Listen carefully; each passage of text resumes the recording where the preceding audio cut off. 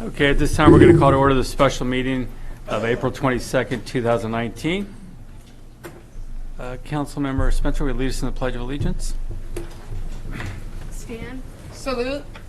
I pledge allegiance to the flag of the United States of America and to the republic for which it stands, one nation, under God, indivisible, with liberty and justice for all. Thank you very much. Roll call, please. Councilmember Resendez. Present. Vice Mayor Richmond. Here. Mayor Velasquez. Here. Councilmember Spencer. Here. Councilmember Lenore. Present. City Manager Avera. Here. City Attorney Epperson. Here. Police Chief Westrick. Here. The agenda for the City of Hollister City Council special meeting of April 22nd, 2019 was posted on the bulletin board on April 17th, 2019 at 11:30 a.m. per Government Code Section 54956. Okay, thank you very much. We're going to move to public input. This is the time for anyone in the audience to speak on any item not on the agenda and within the subject matter jurisdiction of the council. Speaker cards are available in the lobby and are to be completed and given to the city clerk before speaking. When the city clerk calls your name, please come to the podium, state your name and city for the record, and speak to the city council. Each speaker will be limited to 3 minutes with a maximum of 30 minutes per subject. Please note that state law prohibits the city council from discussing or taking action on any item not on the agenda. Do we have any speakers? Yes. Marty Richmond. Thought we got rid of that guy. I do too.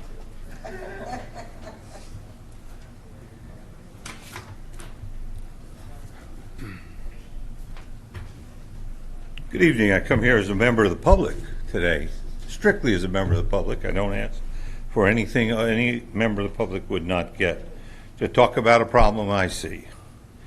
And that is the disgusting insults that were heaped upon our employees by the mayor and council member Resendez. The following is in our contract. Soliciting or taking for personal use free gift or other valuable thing in the course of employee's work or in connection with contributing parties' expectation for hope of receiving a favorable or better treatment is grounds for discipline, including dismissal. If you have any facts about anyone who took anything, you are obligated to give them to HR and to present them to the city council. Don't come out there and insult people by saying they. Who the hell is they? You're trying to protect yourself from being sued for slander, that's all. It also says that regardless of their classification or pay status, our employees are supposed to be treated with dignity, respect, and professional manner. Calling them crooks is not treating them with dignity. It's not treating them with respect, and it's not treating them in a professional manner. You said they will do anything for somebody who wines them and dines them. And you said, oh, they're playing games. They're giving access to their friends.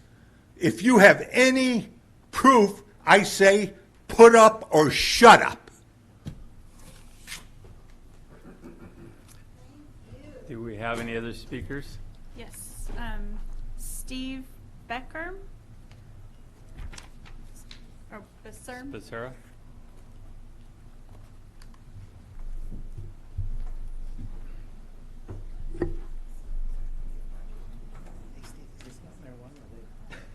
That's okay. Okay. It's about the process. Okay. Yeah. Okay. I just didn't know if it got mixed up. You're good. I'd wait for the pass. Go ahead. I was waiting for the. Oh, thank you.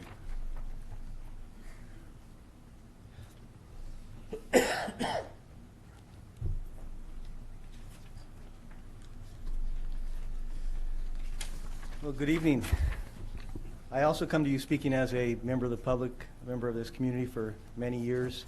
What I wanted to talk to you today about was the trampling of your ability by the state of California to govern and regulate what occurs inside our city limits. So when we were sold, and specifically we're talking about Prop 64. So when we were sold when we were all sold a bill of goods about Prop 64, in the proposition's introduction, it says that it's going to safeguard local control, allow local governments to regulate marijuana-related activities. Recently, the California Bureau of Cannabis Control, or I'll call it the BCC from now on, changed the rules. And I think you talked about it at a different meeting a few months ago about delivery. 17 days ago, on April 4th, the coalition of 25 local governments, including the county Santa Cruz right across the hill, filed a lawsuit against the BCC in an effort to invalidate the new regulations allowing delivery of commercial marijuana statewide. I really believe that the state has overstepped their authority by enacting laws that flies in the face of what we Californians voted for in 2016. The spirit of the initiative was all about local control. Just to quote something from the Sacramento Bee, Carolyn Coleman, who is the director of League of California Cities, which supports this lawsuit, said, by disregarding local government's reasonable regulatory authority on cannabis deliveries, the BCC has imposed a one-size-fits-all approach to cannabis regulation. So what I provided you today was an 11-page lawsuit, the one that was filed in Fresno. I decided to spare you the other 248 pages of supporting documents. I would ask that instead of just allowing the state to run over your ability and just give up and say, okay, we're going to let whatever the industry wants to do occur in our city, I would ask you to try to preserve your local control over regulations and government and consider what is best suited for this community. I would like you to consider joining the other jurisdictions, including Santa Cruz County, in this lawsuit to preserve your right to govern and regulate. I would like you to consider agendizing this for a full consideration and full public input at a future council meeting. Thank you. Thank you very much. Richard Ferreira.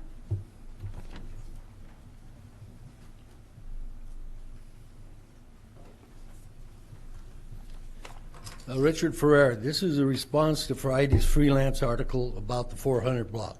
30 years ago, the Loma Prieta earthquake wiped out 23 businesses at the location. For over 25 years, the city has tried to sell the property so it once again become an economic asset to the community. After trying hard to market the property, only one party offered to buy the 400 block with a proposed project that included the Community Foundation headquarters, commercial mixed-use space, and below-market residential units. The mayor has objected to sale for lower than appraised value.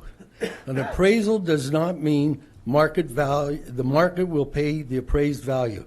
Whatever the market will bear will become the value at the time. The fact only one proposal was ever offered, and probably because of a very generous donation by a local family to the Community Foundation, is what more than not established a fair market value.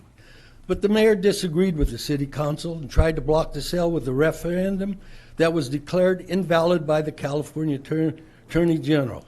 They were right, the mayor was wrong. Our city government is a democracy consisting of 5 council members voted by the public to make decisions with the majority rules. Mr. Mayor, what gives you the right to steal the people's votes? And now the Planning Commission has approved the project with entitlements with their decision by a majority vote.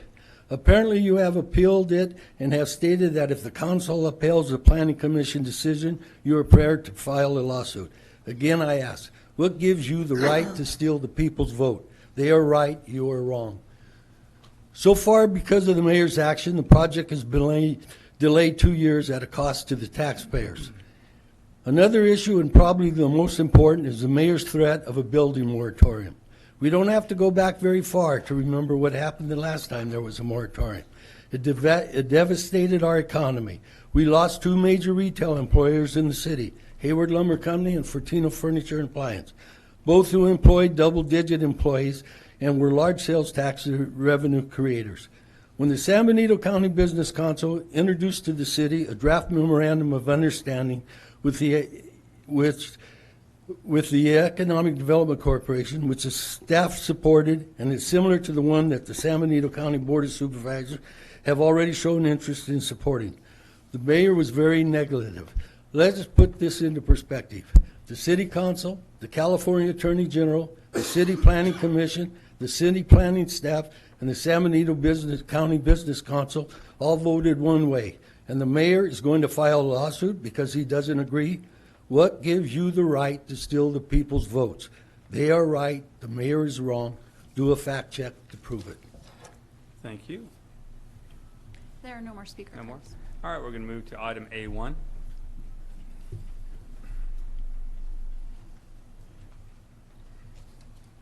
Good evening, council members. This is a report that follows up regarding application for the active transportation program that was submitted last July. There was 2 reports that came to the city council in October and November of last year. Just in summary, the city requested a little over $2 million in funding. The project would have required a commitment from the city general fund of $1.5 million for those transportation improvements that weren't considered to be bicycle or pedestrian oriented. So the total project is $4.4 million. The project comes from an adopted complete streets plan for Tres Pinos and Road and Nash Road and Sunny Slope Road, as well as McCrae Street. But the application just covered the corridor of Nash, Tres Pinos, and Sunny Slope Roads. One of the issues that came up when the application was going to be filed for the grant was the issue of right-of-way associated with the roundabout at the that's planned at the intersection of Ladd Lane and Tres Pinos Road. Staff was directed to return with the information to determine the feasibility of installing a U-turn at the intersection.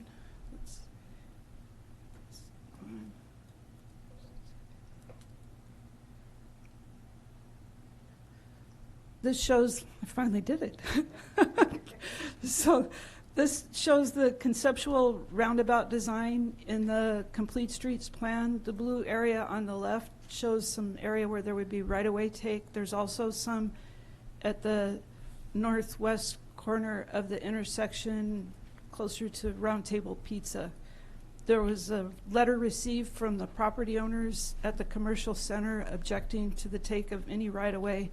They were concerned about losing parking and also the fact that there's a lot of cut-through traffic that goes through their complex over towards McCrae Street.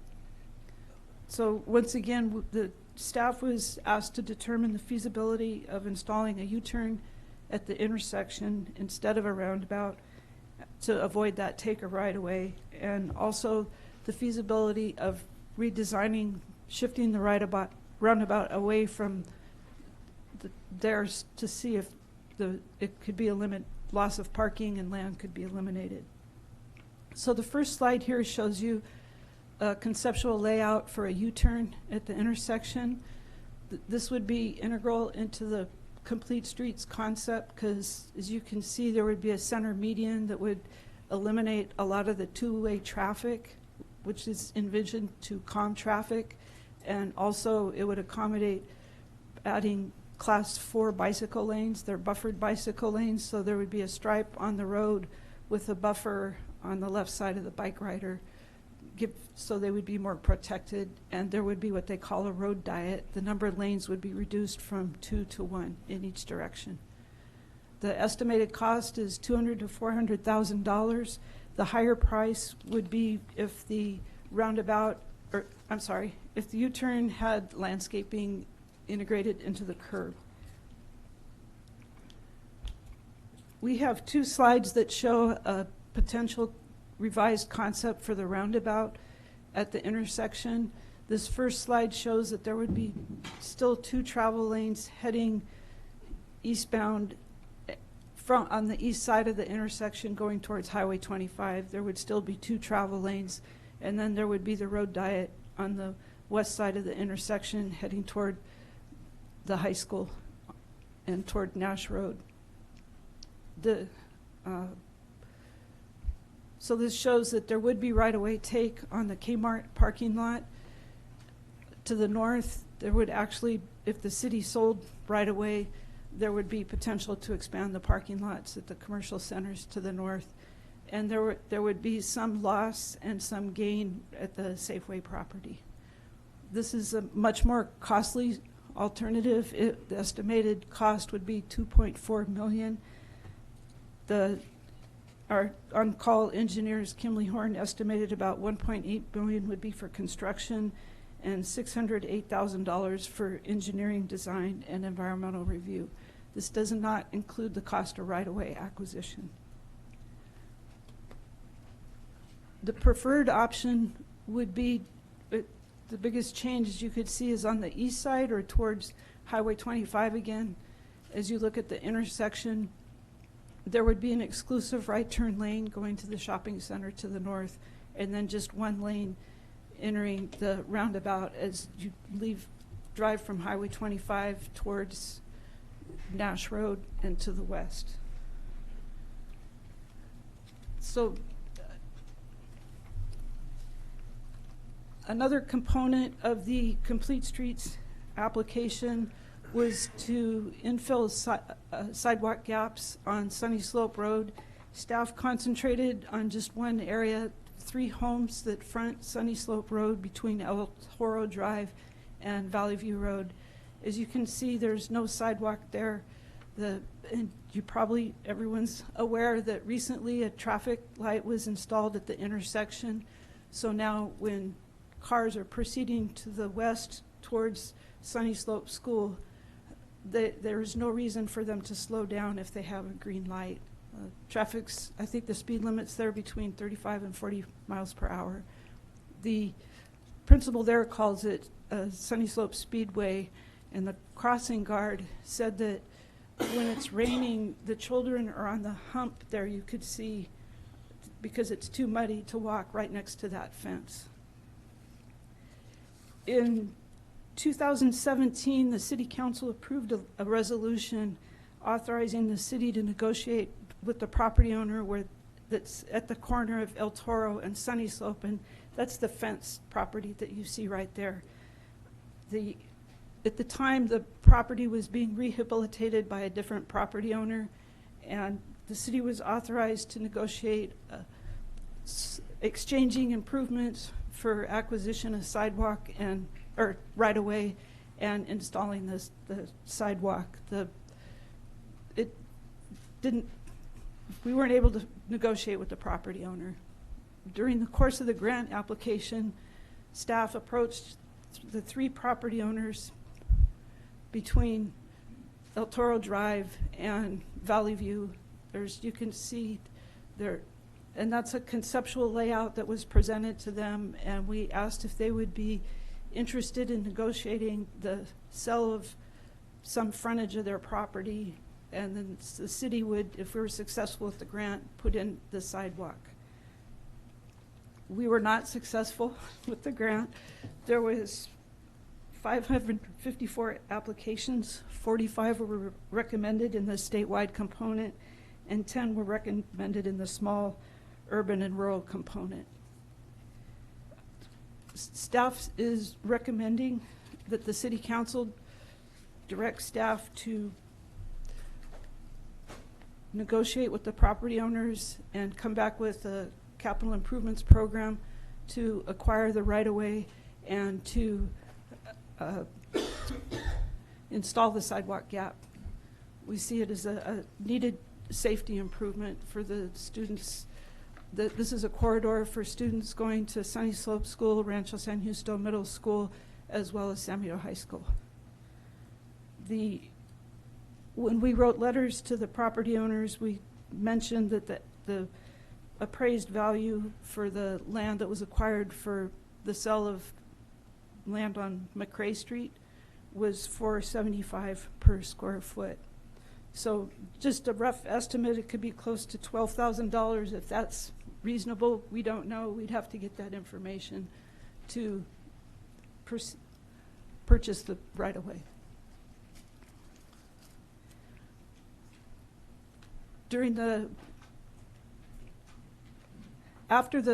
Here this shows, this is the second and third homes. And there's no sidewalk again, you could see. Maura Tomei, who's the executive director of the Association of Monterey Bay Area Government, which is a regional planning agency, has been a mentor with the city with trying to pursue these active transportation program grants. And she's offered to review our application to see whether or not it's feasible to reapply or how to make it more competitive if the city council directed staff to do that. I will say they are very time consuming and it really needs to be a team effort. We've been a little thin on the team end because the staff is very busy doing other things. So at this point, we're just recommending we be directed to meet with them and we could provide another report on that. We're not recommending pursuit of the roundabout at the intersection of Ladd and Tres Pinos at this point. We are recommending that we be directed to pursue a CIP to purchase right-of-way at the 3 homes immediately east of El Toro Drive and north of Sunny Slope Road, and a sidewalk infill project. I'd like to note also during this process with the grant application, I met with former Councilmember Gillio and Supervisor Medina because immediately to the east of those 3 homes, there's a hopscotch of city-county roads and sidewalks, no sidewalks. And there's a similar hopscotch, you could say, on Hillcrest Road and Santa Ana Road.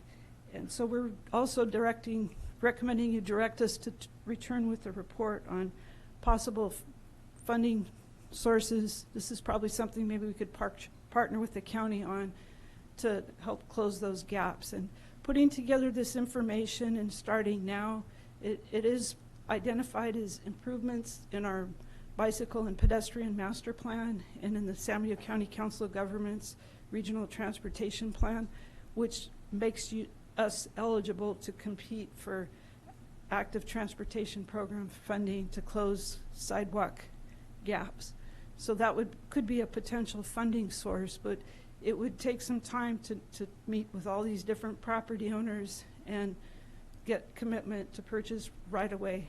And so it doesn't hurt to start on something like this and just be slow, but maybe in time get there. That concludes my report. Okay. Any questions, council? Vice Mayor Richmond? Thank you. I have several questions. The properties under discussion with the sidewalk problem, are those properties in the county or are those properties in the city? They're in the city. But they never had a sidewalk? They were city No, specific? it was a farm road, so the city okay. just grew around it, and then the property immediately to the east, I believe, is in the city, but the county owns the road there. Okay. So we don't have jurisdiction on But half the one 2 or half of 3 it. we're talking about are in the city. Right, and Okay. the city has the road. So, well, if the city has a road and those homes are in the city, and But the city doesn't have the right of way. okay, I think we have a responsibility to get this. My personal opinion is that we have a responsibility to get a sidewalk in there. That is going to stay a very busy walking lane. I am disappointed, I should say, really disappointed that when Santana Ranch went in and they negotiated to put that light there, which I think was a very good idea, that they didn't negotiate for them to put in some sidewalk there at the same time, since that's a major increase in the traffic on that road since the Santana Ranch went in. Did you say that there were 10 winners in our category out of several hundred applications? Did I There understand was that correctly? 10 in the small urban and rural component, and Yeah. I believe in the statewide, there was 45 were recommended. Some of them could have been rural communities Okay. also, but Out of how many? Several hundred? 554, 554 applications. yeah. So basically, that's tough competition, and everybody's got a nickel in there politically. I think it's going to be very difficult to count on. I think it's very difficult to count on grant funding for this. I think we have to figure out a way to fund it. I would like to get that sidewalk in there as soon as possible. The only alternative is to basically close it and say you can't walk down that side of the street, because it's not worth the risk. As long as there's no sidewalk and it rains, children will be tempted to walk out toward the road, and that, as you say, the speed limit is 40, maybe supposed to go down to 25, but people are doing 45 or 50 occasionally when they're late. I've seen it, and I think we're looking for a tragedy. I really do. Councilmember Richmond, the crosswalk channels the students to that side of the street. It's, I think this picture might show Right. it here. So on the west leg of the intersection, pedestrians aren't allowed to cross there. They're routed to the east leg of the intersection. But there could be money from the traffic impact fee, I'd need to confirm that, for the acquisition of the right-of-way, and then we may be able to access local transportation funds for the sidewalk infill. In my opinion, if we have traffic impact fee for the acquisition of right-of-way, that would be very important to do it and access the funding on the regional transportation plan or other funding to get that in as soon as possible. Because every day that school runs, we run a real risk there. I don't think it's theoretical. I think it's real, and that's just my opinion. Thank you. And one other comment, it's my understanding, and maybe I could be corrected by Danny, but with the California Environmental Quality Act, it's difficult to require a new development to pay for an existing condition, and the lack of sidewalk is an existing condition. So I think Santana Ranch could have argued that there's no rational nexus to require them to infill it because it's an existing condition. I'm sure that's true. For the benefit of the audience, that is true. But you know, when you're dealing with somebody who's going to put in a couple of $1 million worth of homes, you've got a lot of leverage. And although you may not be able to require them to do it, sometimes you can get their willingness to do it. I'm just pointing out, I know it's water over the bridge. I'm just pointing out that would be the kind of thing we'd be looking for in the future when we talk about development and agreements and things like that. So I would tend, if you can come up with a plan, I'll support it. Okay. Councilmember Sendes? I can't remember, but the development up past Clearview, where the old Christmas tree lot used to be, did they put sidewalks? In front of their development, yes. And there's a sort of an interim walkway between the village market and the housing, so there's not a similar gap. So from Clearview up to the village market, there's sidewalks now? They put them in or not? I can't remember. No.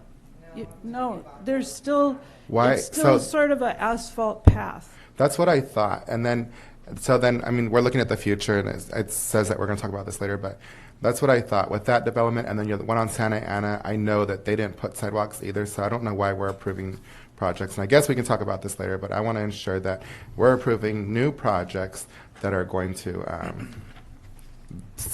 basically pay their own way, and we don't have to incur the cost of doing developments later on. So that's. If I can aside interject from- real quick, just from Sure. a kind of a it's very difficult for the city to condition a property owner to acquire property from another property owner without saying that the city of Hollister will use eminent domain authority to acquire that right of way in the event that the owners can't come to a negotiated sale. So what I'm kind of saying is that Councilman Resendez, if you have a map and you're supposed to put a sidewalk across my property, right? And you say, I'd like to buy your property because I need to, because the city won't let me build unless I build a sidewalk. Realistically, my sidewalk, or for you to purchase my property to build a sidewalk, is going to be hugely inflated because you need me to do something. So usually in these types of things, we do not condition a map or a property owner to acquire something from somebody else unless the city is willing to move forward with eminent domain stuff. And we have done that a few times. But what property did they acquire there aside the one that they developed on? I'm Well, see, talking about right there where the Christmas tree lot Yeah, is. so they own that property, so they automatically dedicate the property that they own to the city of Hollister for the frontage improvements. But when you move outside of your property, it becomes very difficult to condition somebody to make that acquisition. Because I don't have to sell to you, right? But I do eventually have to sell to the city of Hollister if, in fact, that the city of council is making the findings that eminent domain is a necessary action to take. Does that kind of make sense? It gets complicated, but the idea about just conditioning people to have these large sidewalk improvements along a corridor just because you are developing a piece of property in the middle isn't always necessarily that easy to do. It takes time. Why don't we agendize that for some future? Hang on. We'll get to you. Councilmember Eleanor? Mary, I haven't been able to figure out the U-turn thing. Which way are you bound when you're proposing the U-turn? You would be turning around to, you would be heading back to the west. Okay, when you so use it's the U-turn. west, 'cause Correct. heading back to the west. So you're Correct. going east. You're going to make a U-turn and go west, because the other one already has one to go the other way. Right. So we're going to do the other side. Okay. I looked and looked. I'm like, what were they talking about? So that I understand. That makes sense. Yeah. Okay, Thank so, you, Mary. thank you. I have a few questions on the different items, starting here, the U-turn. I think it's probably a better idea right now to be talking about this rather than trying to do the roundabout, especially when we look at the dollar cost. But if we're going to be doing this, are we going to be able to put a left turn lane on the north side of Ladd, headed north on Ladd? We'd have to have an engineer examine that. I asked them what the cost would be, and they said it would probably be under $2,000, but they would need to examine whether or not there's sufficient right-of-way within the intersection to accommodate that. I think that's a very important part of solving this problem here at that intersection, and it'll take care of the issue we have there with the traffic just by adding left turn lanes at that intersection, and obviously quite a bit less money. So rather than using so much money to do the roundabout, we can fix it here by left turn lane, the U-turn, as you're pointing out, and we could use the rest of the dollars for road improvements that we sorely need. Going back to the other issue, take me back to that slide with the fence. Right there. Are you saying the property line is where on this? It's in the road. Their property line goes to the road. Right. Okay. So we have to purchase this and the next three properties. Correct. And it varies a little bit with each. Okay. Now I'm going to go on about the issue I've had, and I've expressed many of times, and people talk about the moratorium this gentleman talked about earlier. I've said this over and over. If we start doing things right, we don't have to come back and fix these things over and over again. This property, was this in the county before it became city there? What was the deal on this one? I believe, I'm not sure when it was Probably annexed. was. I think it was quite some time ago. But several other properties behind it or down the road have been approved that used to be in the county. We approved the annexation to come into the city, and then they turned around and built numerous homes in the area. And yes, we could say, well, we don't have the right to require certain things, But these are the problems I spell out over and over and over again, and it costs us dollars, and more importantly, safety. And as I pointed out before, the Santa Ana problem. Until we learn that we should not be building anything unless there's a safe passage from that project into downtown, the answer should always be no. Or we end up with this, and we end up these conversations about how we don't have the right to force them into anything without eminent domain. These are conversations that should be had early on with developers and so on before we get into the mix of this. This is why I get so frustrated. We should never have situations like this, and they need to be cleaned up all over the city. Thank you. Do we have any Councilmember Richmond? I'd like to point out that those homes that are there on the right side, as you can see, have been there forever and a day, okay? This has nothing to do with new development. That's another red herring.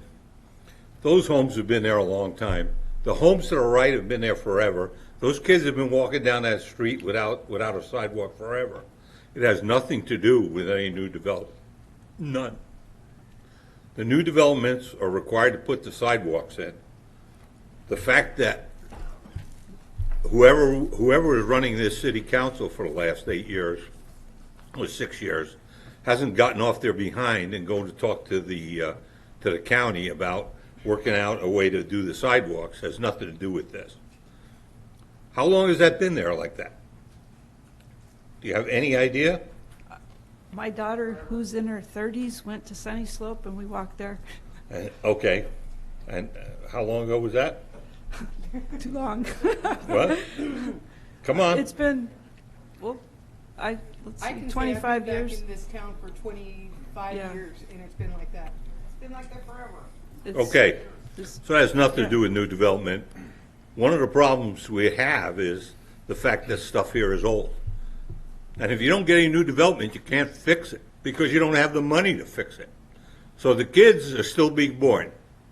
One of our biggest population increases in the Hollister happens at Hazel Hawkins Hospital. And those kids start their lives, and 15 years later, they're 15 years old. That's the way it works. And 2 years after that, they're driving. And that's why there's a lot of more cars on the road. The biggest population increase in Hollister has been new births. It hasn't been people moving in here. So now I don't know how to stop that, and I'm not even going to try. Okay? But I'm going to tell you, if this is Red Herring Day, we're being treated here to some special red herrings. This has nothing to do with new development at all. The Santana Ranch development, I'll say for the 500th time, is not ours. It belongs to the county. We had no say in where it went. If we did, we probably would have done something about it. We didn't approve it. They didn't ask us to approve it. They put it in there, and they could do it again tomorrow. So we better be prepared to do something. Thank you. Well, I just want to make sure it's Red Herring Day and so on. Please don't make these accusations. I can tell you this, and for all of you to understand, that project that you referred to that was required to put that stoplight could never have been built if the city did not provide services. So yes, we had a big say in it, and we could have said sidewalk here at a minimum. We could do a lot of things, so thank you very much. Councilmember Lenore. Yeah, you brought up the gap there on Santa Ana, and really, is not the gap the Rosati piece? I mean, when they develop, they'll put the curb gutter and sidewalk. That's the gap. And then when On we Santa get the Ana? last phase of that subdivision, that it will fix it, and then Rosati is the next piece, correct? I apologize for not having the maps in front of me. So the Rosati will be, the Rosati property will be responsible for the Santa Ana improvements. They will also So it's up to the be, school, right? yeah, and then will they also be responsible, I don't know about the Hillcrest side, or, It would I'm be sorry, the Meridian. Meridian side. Meridian. Yeah, they're both He sides. brings it up, and I think that's a big swath, a big piece of right of way there that's not developed yet. So, when they go do that, they're gonna have to do that. Then we approved the last phase of that other subdivision there, finished it. Does that also extend right there? Does anybody know? I went out and took a look, because I didn't understand what the mayor was referring to when he said big gap, but I see undeveloped land there. Are you referring to the Rosati project? Just west of the Rosati, we put in that last phase of that subdivision right there. Oh, the Clower subdivision. Okay, did that also do some improvement on Santa Ana? Yes. Okay, and then we're gonna continue on to Rosati with improvement. I believe all the gaps filled in at that point. Except in front of Brigantino's land. Yeah, and that, yeah. But that'll be discussed when Yeah. that project moves forward, so So we have the ability to fix most of that gap there through future development. that's correct. Okay, thank you. Thank you, Mayor. Councilmember Sendes? I'm a little confused, Mary. I'm sorry. Is there not a new development that I was referring to right there where the old Christmas tree lot is? Yes Yeah. or no? There is, Is there a sidewalk there? Yes or no? in front of the development. Is there one on Hillcrest? There's not one in front of Hillcrest Market, and there's not one to the east of Hillcrest Market. So from Clearview, let's say from Clearview where those apartments are, where the new development starts, the duplexes, where the new development starts, from there all the way to the market, is there a sidewalk there? Yes or no? I'd have to go look, I'm sorry. Yeah, I that's just why I'm don't a little bit confused remember. about that. Billy, do you would- know? I would guess so, because we'd walk to the market a lot, but, so I think it probably stops closer to the market now, because the development had to fill it in. Okay. So there is a new development there and there is a new sidewalk there In front of the new development. in front of the new development. Okay. Then So it's- then this does have to do with new developments putting in sidewalks. Okay. Perfect. Thank All you. right. Okay, do we have any speaker cards? Yes, Robin Pollard.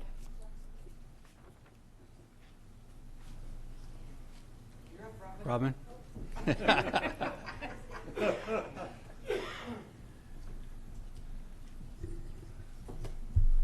Hello, my name is Robin Pollard.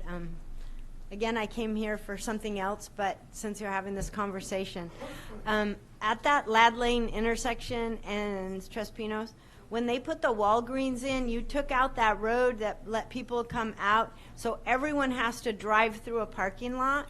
If you're going to have equipment out there and you're going to be making new sidewalks or whatever, I hope you will cut McCrae through and make it a right only so that people don't have to go through the Walmart or the shopping center. Thank you.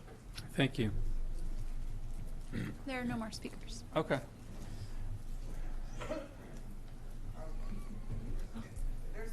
Okay. I guess on both sides of the street, there's patches where there There's is and there patches isn't all the way through. sidewalk. Yeah. Absolutely, So you dirt. think of near Vets Park, and then there's some, and then there's not. Right.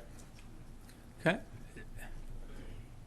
Samir, I think you heard, was So if I there, understand, the is there consensus? consensus to pursue? starting with the U-turn Yeah. idea? Is there consensus for the U-turn? And about the left turn lane or Is light? there Can consensus? we look into that? Okay. Okay, so I think we all agree on that. And then consensus for the sidewalk infill I here? think there's consensus And on then that. for something more long-term on the other corridors?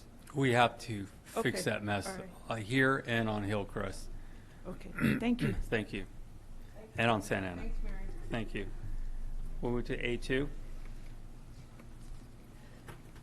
This is a follow-up report at our March 25th special city council meeting. The city council reviewed the draft park facility master plan update, and staff was directed to return with some more information. In the interim, we were contacted by the property owner immediately west of the park, and the slide here shows that there's a house there, and then they have cattle that they graze, and a letter was provided in your report. So I just thought it would be important to give some context of the relationship of the house to the park facility master plan. It primarily would border a perimeter road, and there is some landscaping proposed on part of it. I think Mike Chambliss is prepared to respond to the letter. But I think do you want to respond now?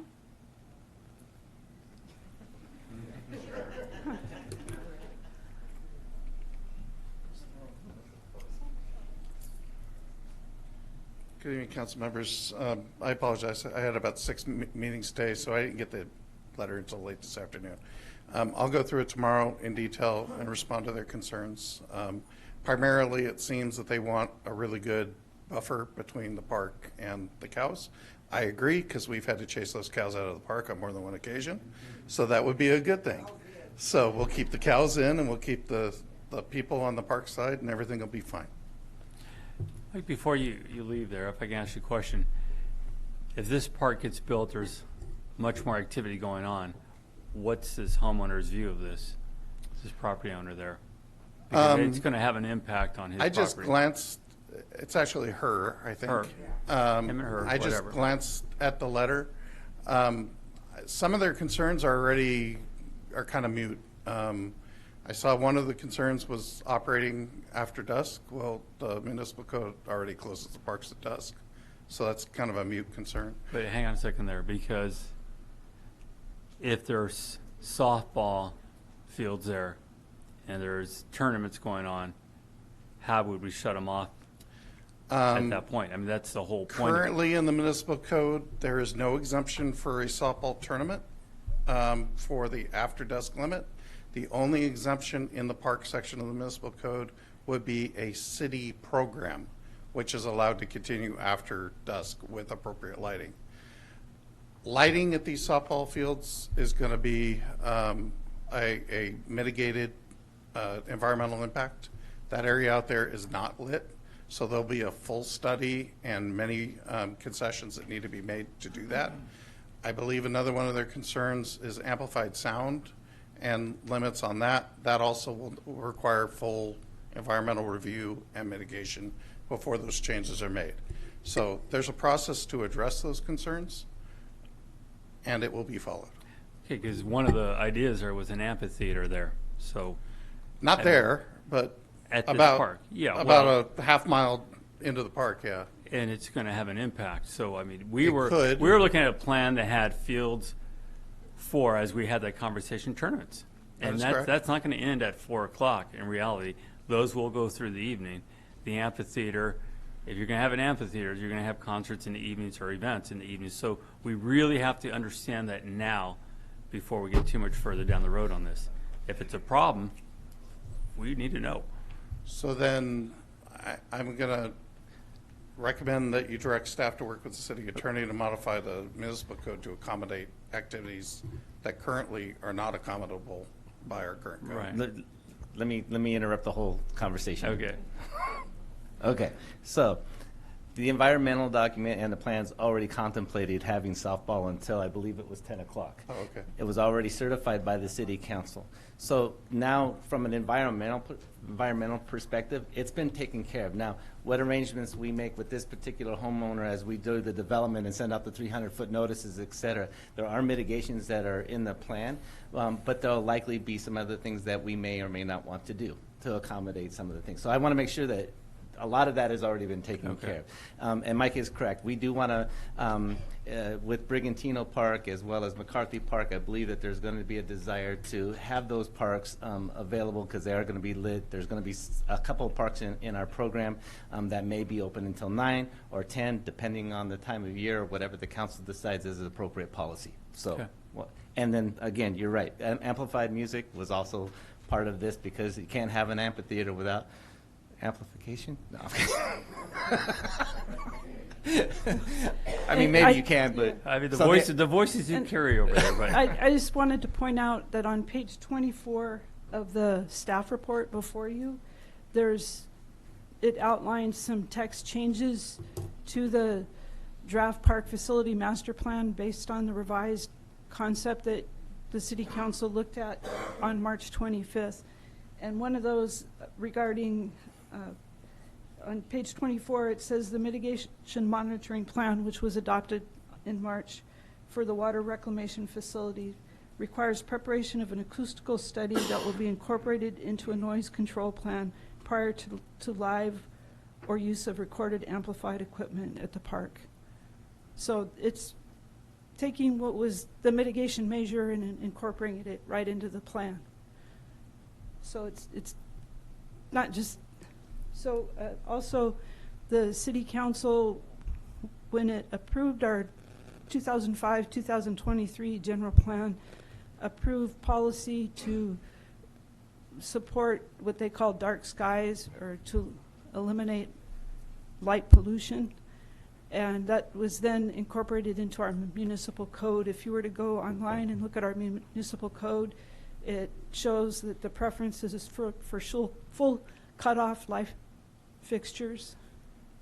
And so the environmental document examined the impacts of the project in consideration of Hollister's adopted municipal code. So I guess I'm confused again. So if we're using the dark sky ordinance, we'll never have the lighting we need for the fields. No, that doesn't mean you don't light. It's No, like, I know what it's dark how light you means. do what It's you do. straight down. It's But when you're shielded. playing softball, you need light spread out. So that will not work on a diamond, on a field like this. So I guess what I'm asking you to Well, do, I just make think sure that they've figured, City of San Jose has a dark sky policy. There's a lot of communities that do, and I think they figured out how to accommodate both the policy and the strategy to minimize the and I agree. off-site light Obviously, there's a pollution. way to do this. I just want to make sure we're understanding that we're going to need to do this now rather than later when we get to the point of having a field and saying, oops, turns out we can't do this for whatever reason. I guess it's These a are matter- issues we need to square away right now is all I'm Well, saying. it's a matter of just being sure we follow our code. No, how are we going to change our code to allow for it? Well, the code, I don't think the code needs to be changed, because the code stipulates that you minimize glare off-site and up. I understand. And again, what I'm trying to point out is if you're going to try to use the dark sky ordinance for lighting, it will not work on a sports field. There are probably some exemption San Jose is using to give the lighting they need for fields. So I think we need to look into is all I'm saying. Okay. So we can understand how we can accomplish it and make sure that property owner understands there is a great potential of activities being there at 10 o'clock, including amplified music from the amphitheater there. So the more this is we work out early, the better off we're going to be down the process. Councilman Spencer, you have a question? Yeah. Do we not already have an ordinance that loud music is stopped at 10 o'clock? I mean, don't we? Yeah, there, amplified music generally is supposed to be done on a permitted activity after no later than 10 o'clock, right? But I would say that our noise ordinance in general is a very difficult ordinance to enforce based on decibels and et cetera. You can take a look at our noise ordinance and you will find out that it's a little bit stringent, I would say. I would use the word unenforceable. Unenforceable is good. Yes. More to the point. Okay, Vice Mayor Richmond. I'd like to speak just on that subject. I sat through at least 20 meetings at the Board of Supervisors over the Leal winery, the noise. The problem with the noise is all the technical things don't really work. What works is to get to the place that has the problem and listen to what you hear and see which noise it is and how far it's traveling. The idea you're going with a noise meter and you'll be able to pick out some number does not work. And they've tried that over and over and over again. So it is very hard.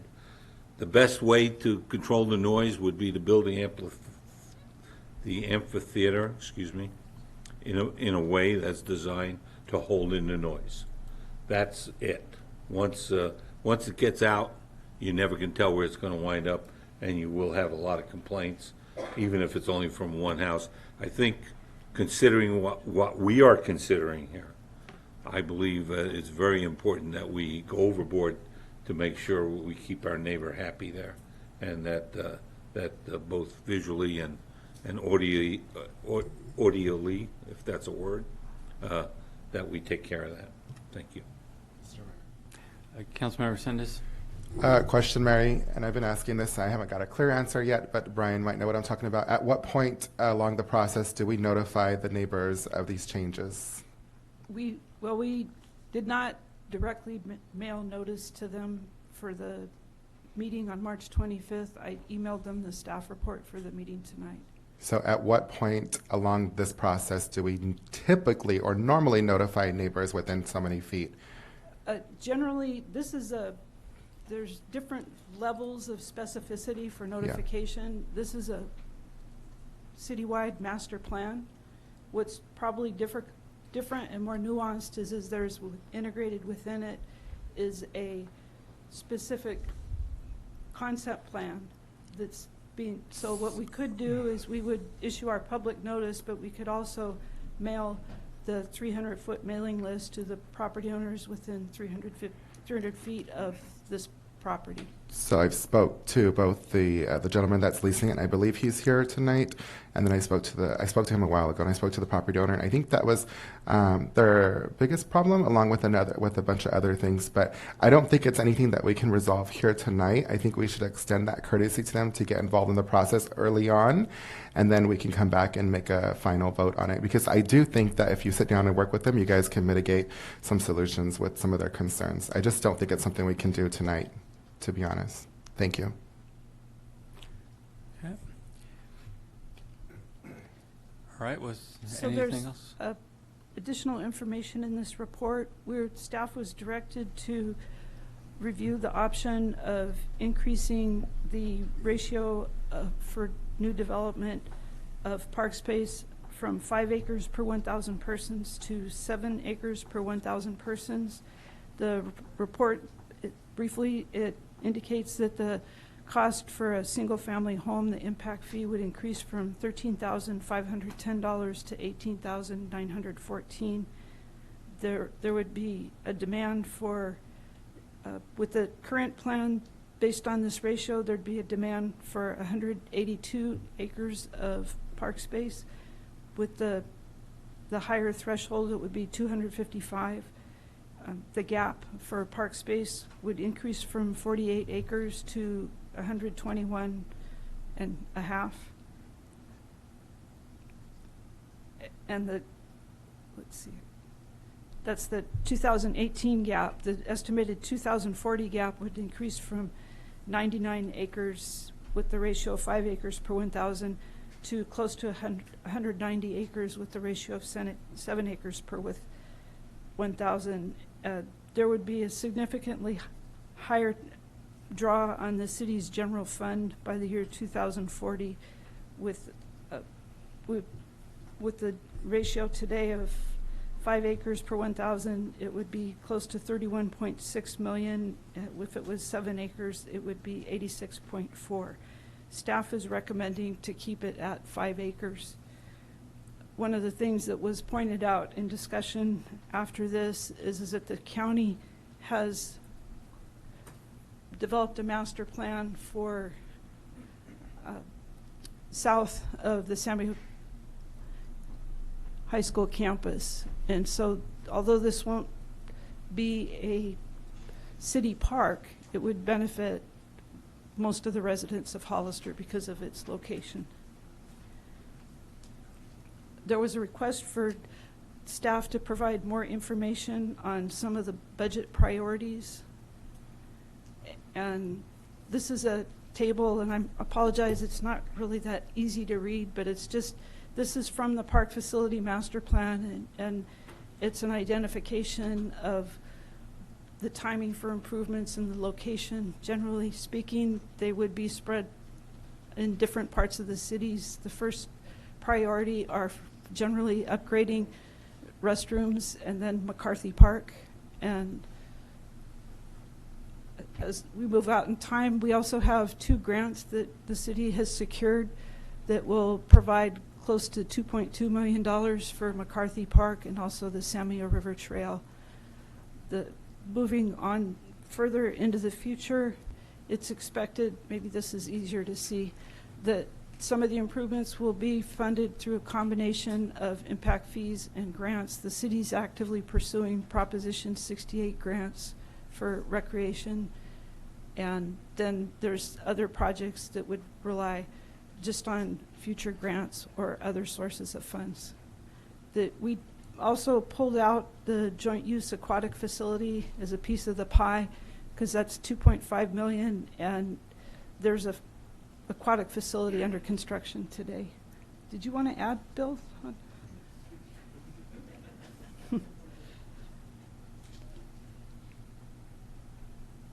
And so, again, here it's a summary of projected funding for parking improvements. We have a current balance of over $4 million in our park dedicated impact fee fund. There's $22.7 million in encumbrances. We have existing grants, and then future impact fees that we're anticipating from future residential development. Councilmember Richmond was particularly interested at the March meeting about maintenance, because it's one thing to have the park, but it's another thing to maintain it. So it's estimated that we'll need another 14 employees. Part of that would be funded through the community facilities districts. Is that it? Concludes my report. Okay. Yes. Any questions? I personally, I'm going to say it again, I think we'll be making a big mistake not going to 7 acres and staying at that 5 acre point. I think at the end of the day, it's about quality of life. And when we lose sight of that, we don't have the quality of life. So, Councilmember Resendez? Mary, while we listen to public comment, do you think you can get us the numbers for 6 acres? Just the final number. I know we've got like 30 million versus 80 million. Can we get the final number? Is that possible, or roundabout? I rely, our consultants provided that Got information it. for our public facility impact fee.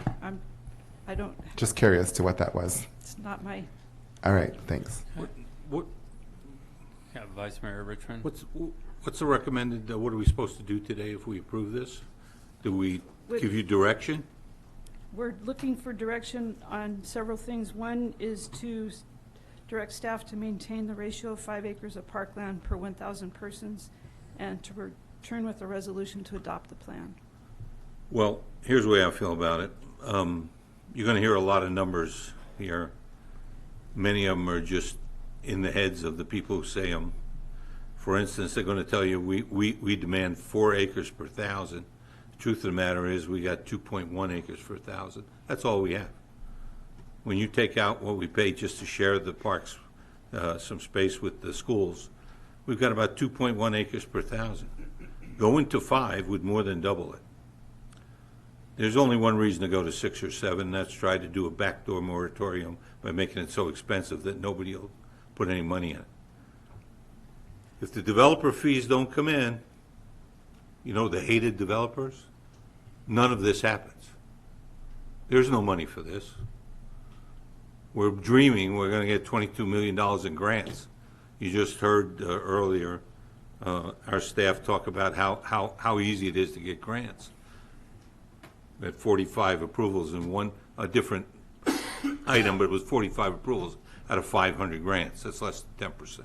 So you're not going to have any money for this. And if we don't get the CFD money, which is a lot of money that new homes pay, old homes don't. They pay the salaries of plenty of people sitting here. If you don't get the CFD money, you won't be able to maintain them. So one of the reasons I wanted to look at the budget for this to see if voting for it, and I voted for it, makes any sense if you're not going to pay for it. So what we're saying here to the public is a fake thing. We're saying, give us credit for a master plan, and oh, by the way, you're never going to get any of this because we're not going to fund it. There's no plans to fund this thing. This is the kind of political claptrap you have to put up with all the time, okay? It's really important for you to understand that. So they say, well, we're not going to fund the 5 acres, so let's not fund the 7 acres. The reason they get 7 acres over in Merced County is because you can buy land in Merced County for nothing. Okay, take a look at see what their impact fees are in Merced County. Ours are $52,000 for a 3-bedroom house. What were they in Merced County? Do you remember? I don't remember. Okay, it was a lot less, I assure you. So we're charging the highest impact fees around and locally by a bunch. And there are people sitting on this council who think if we charge high enough, nobody will build anything. I can't get a moratorium, so what I'll do is I'll try to make it so expensive that everybody will say no. Don't be played for a fool. If you don't want the parks, just say, hey, we don't want the parks. Don't say, we want the parks, we're just not going to pay for them. I agree, it is about quality of life, but quality of life is a park in a master plan doesn't do anything. We've got an airport master plan that was supposed to have millions of jets flying into here every week. We've had that airport master plan for 20 years. The only thing we don't have is the jets. The same deal on this park. We're going to have a park master plan, and the same people who are going to tell you how great this master plan is are going to kill any hope of funding it. I'm not going to play that game. If I want something, I'm going to fund it. If I'm not going to fund it, I'm going to vote against it because I'm not going to make promises I can't deliver. With that being said, I've said my piece. When you're ready to get direction, let me know. Councilmember Resendez. I have a question, Mary. How does the amount of acreage that we adopt tonight impact your grant capabilities, or does it not have any effect? Let's say we stay at 4 acres. Let's say we go to 7. When you apply for grants, does that help score us either higher, lower? Is it going to make us more plausible to getting a grant, or not at all? I'm curious about that. It depends on the say Proposition 68. Some of the grants, they're focused on expanding improvements by our river corridor. So it's agnostic. It doesn't look at that at all. But we are looking at the application for 2 parks in the city. One is Fire Station 2 and the other is Leatherback. And the criteria there is it's an economically disadvantaged area, or there's a shortage of less than 3 acres of parks per 1,000 people within a half a mile. And that would make us eligible to apply today. So that's one way for us to implement the plan. So by us going up on asking for 7 acres as opposed to where we're at now, it could potentially get us a more better chance of creating funding for our parks, correct? It depends on if you have, it's one thing to have the park or the land, it's another thing to have the money to develop it. So I'm saying, will we likely score higher to get the grant based on the acreage that we approved tonight? I think right now it's irrelevant, either one, because it's existing conditions. In time, if we get more land, then we would be less competitive if the funding was tiered to a shortage of park space. Okay, I understand what you're saying. So what we're looking at right now is the 2 acres that we have in existence, as opposed to whether we go to 7 or not. You're only looking at, and the grantees are only looking at the 2 acres we have in existence. They're not looking at. They're looking at a pin on a map, and what's the ratio at that within a half a mile in that specific place. Okay. So it's a very narrow interpretation. All right. Thank you. Thank you. Councilman Moore. For the public hearing. We have speaker cards. Robin Pollard.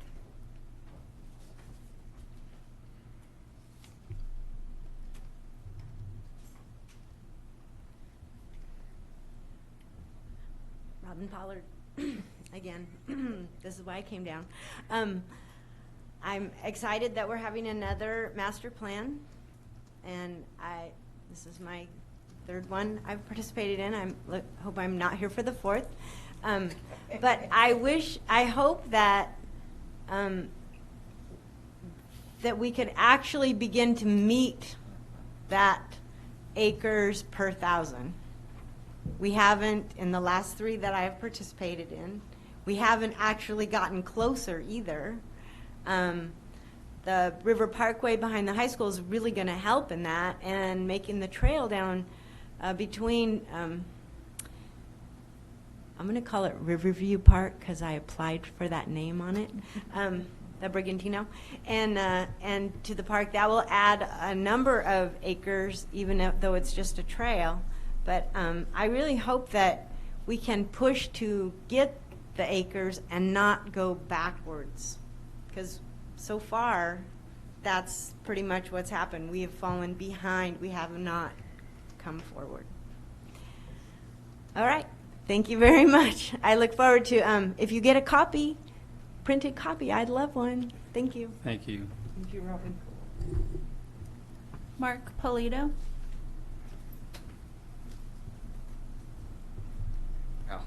Hello, my name is Mark Polito. I'm here on behalf of Carol Burnup. I'm the individual who has the cattle on that property. I'm also the individual who has chased out numerous kids, numerous dogs from the property. I guess their main concern, the family's main concern, is what's going to be done to keep the safety of the house and the park. Where is that line going to be drawn? The dawn to dusk is perfect. They agree to that completely. You put an amphitheater, yeah, so you have a noise ordinance of 10 o'clock, but when's that last person going to roll out? Midnight? Are the lights going to be enough? There's going to be lighting's going to be, I understand exactly what you mean in regards to lighting. It's going to shine right into the house. This is a family that's had this property in their family since the 1800s. Do the research. I guess their big concern is they were never reached out to. And to me, that was incorrect. You have to reach out to them. This is a long-standing family in San Benito County, and you need to do what's right.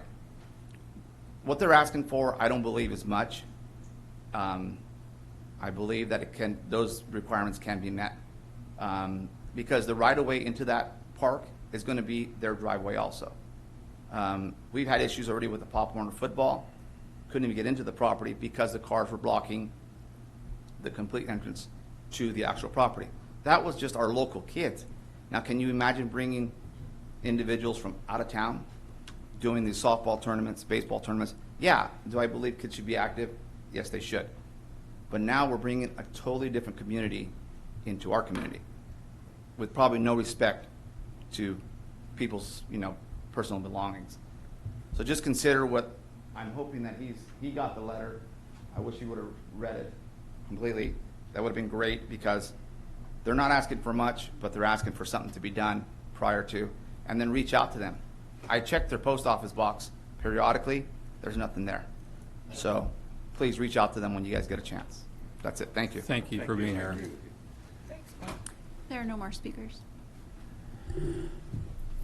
Okay, Councilmember Lenore had a question, or? That public hearing, is it closed now? Yeah, another time. Okay. So I've been sitting here patiently because I do have direction.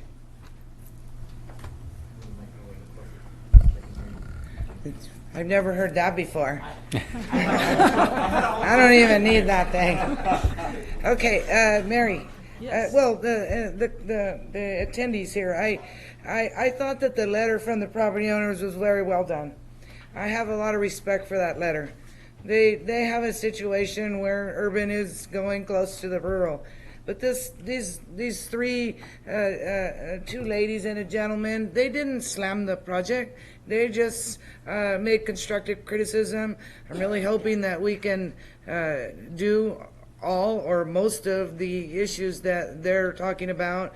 Put the facilities that are maybe a little noisier away from them, and build them a nice boundary. I thought that their letter was done in great taste. I really liked it. It was constructive. And then the noticing simply does need to get done. And I'm going to agree with Mark. I think they maybe should have heard about it already. So we'll improve upon that, I'm sure. Also, then the 7 acres versus 5, I'll tell you honestly, I think it's a big jump from the 2 to 7. I like the happy medium of 5 to make a reality for developers to be able to meet it. I think 13,000 for the park free credit is a huge jump. I was on board with that. But to jump at another 5,000, I don't know how you're ever gonna lend yourself to affordable housing with a park fee that's 18,000. It's just not gonna happen. I'm for raising fees. I do it, recommended it here. I support the raising of fees, but I think the jump is too drastic.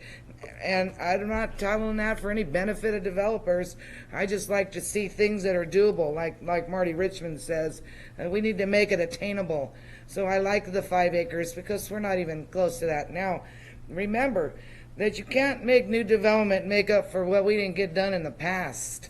That's illegal. We'll get challenged on that. Can't say we only did this. Let's get the new development to make up for what we lacked in the past. No, can't do that. We'll get challenged on that, I'm sure. I think that they're willing to do 5 acres, even though they probably maybe are concerned with that.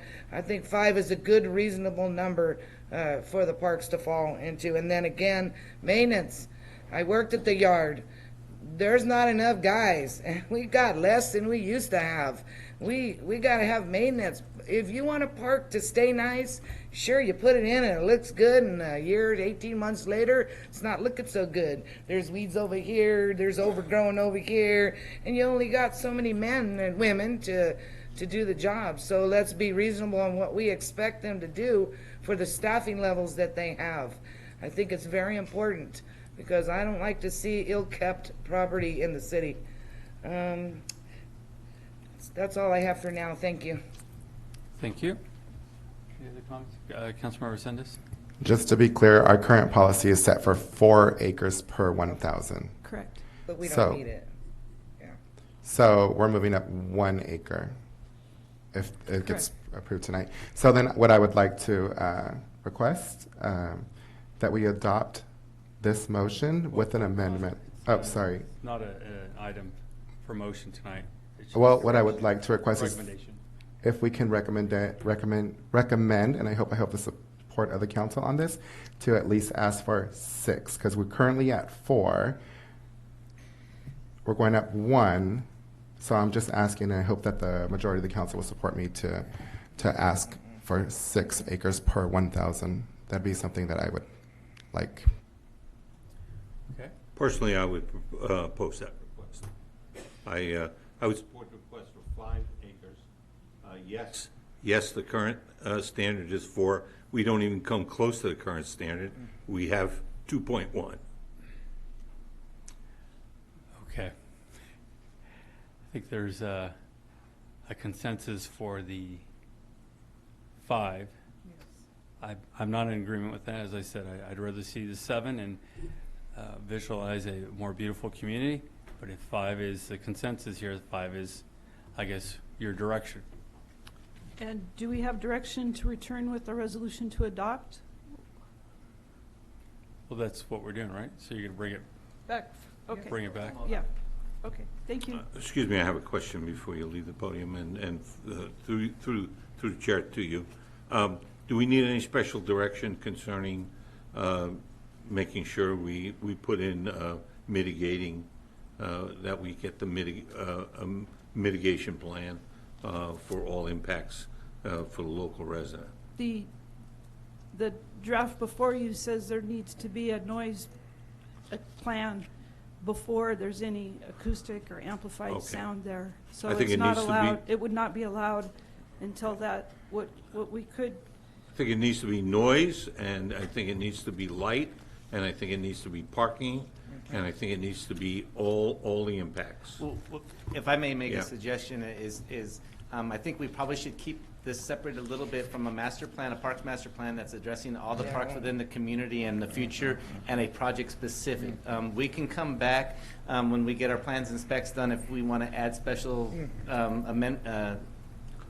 we can add special things to That would satisfy me. Thank Okay, you. Thank you.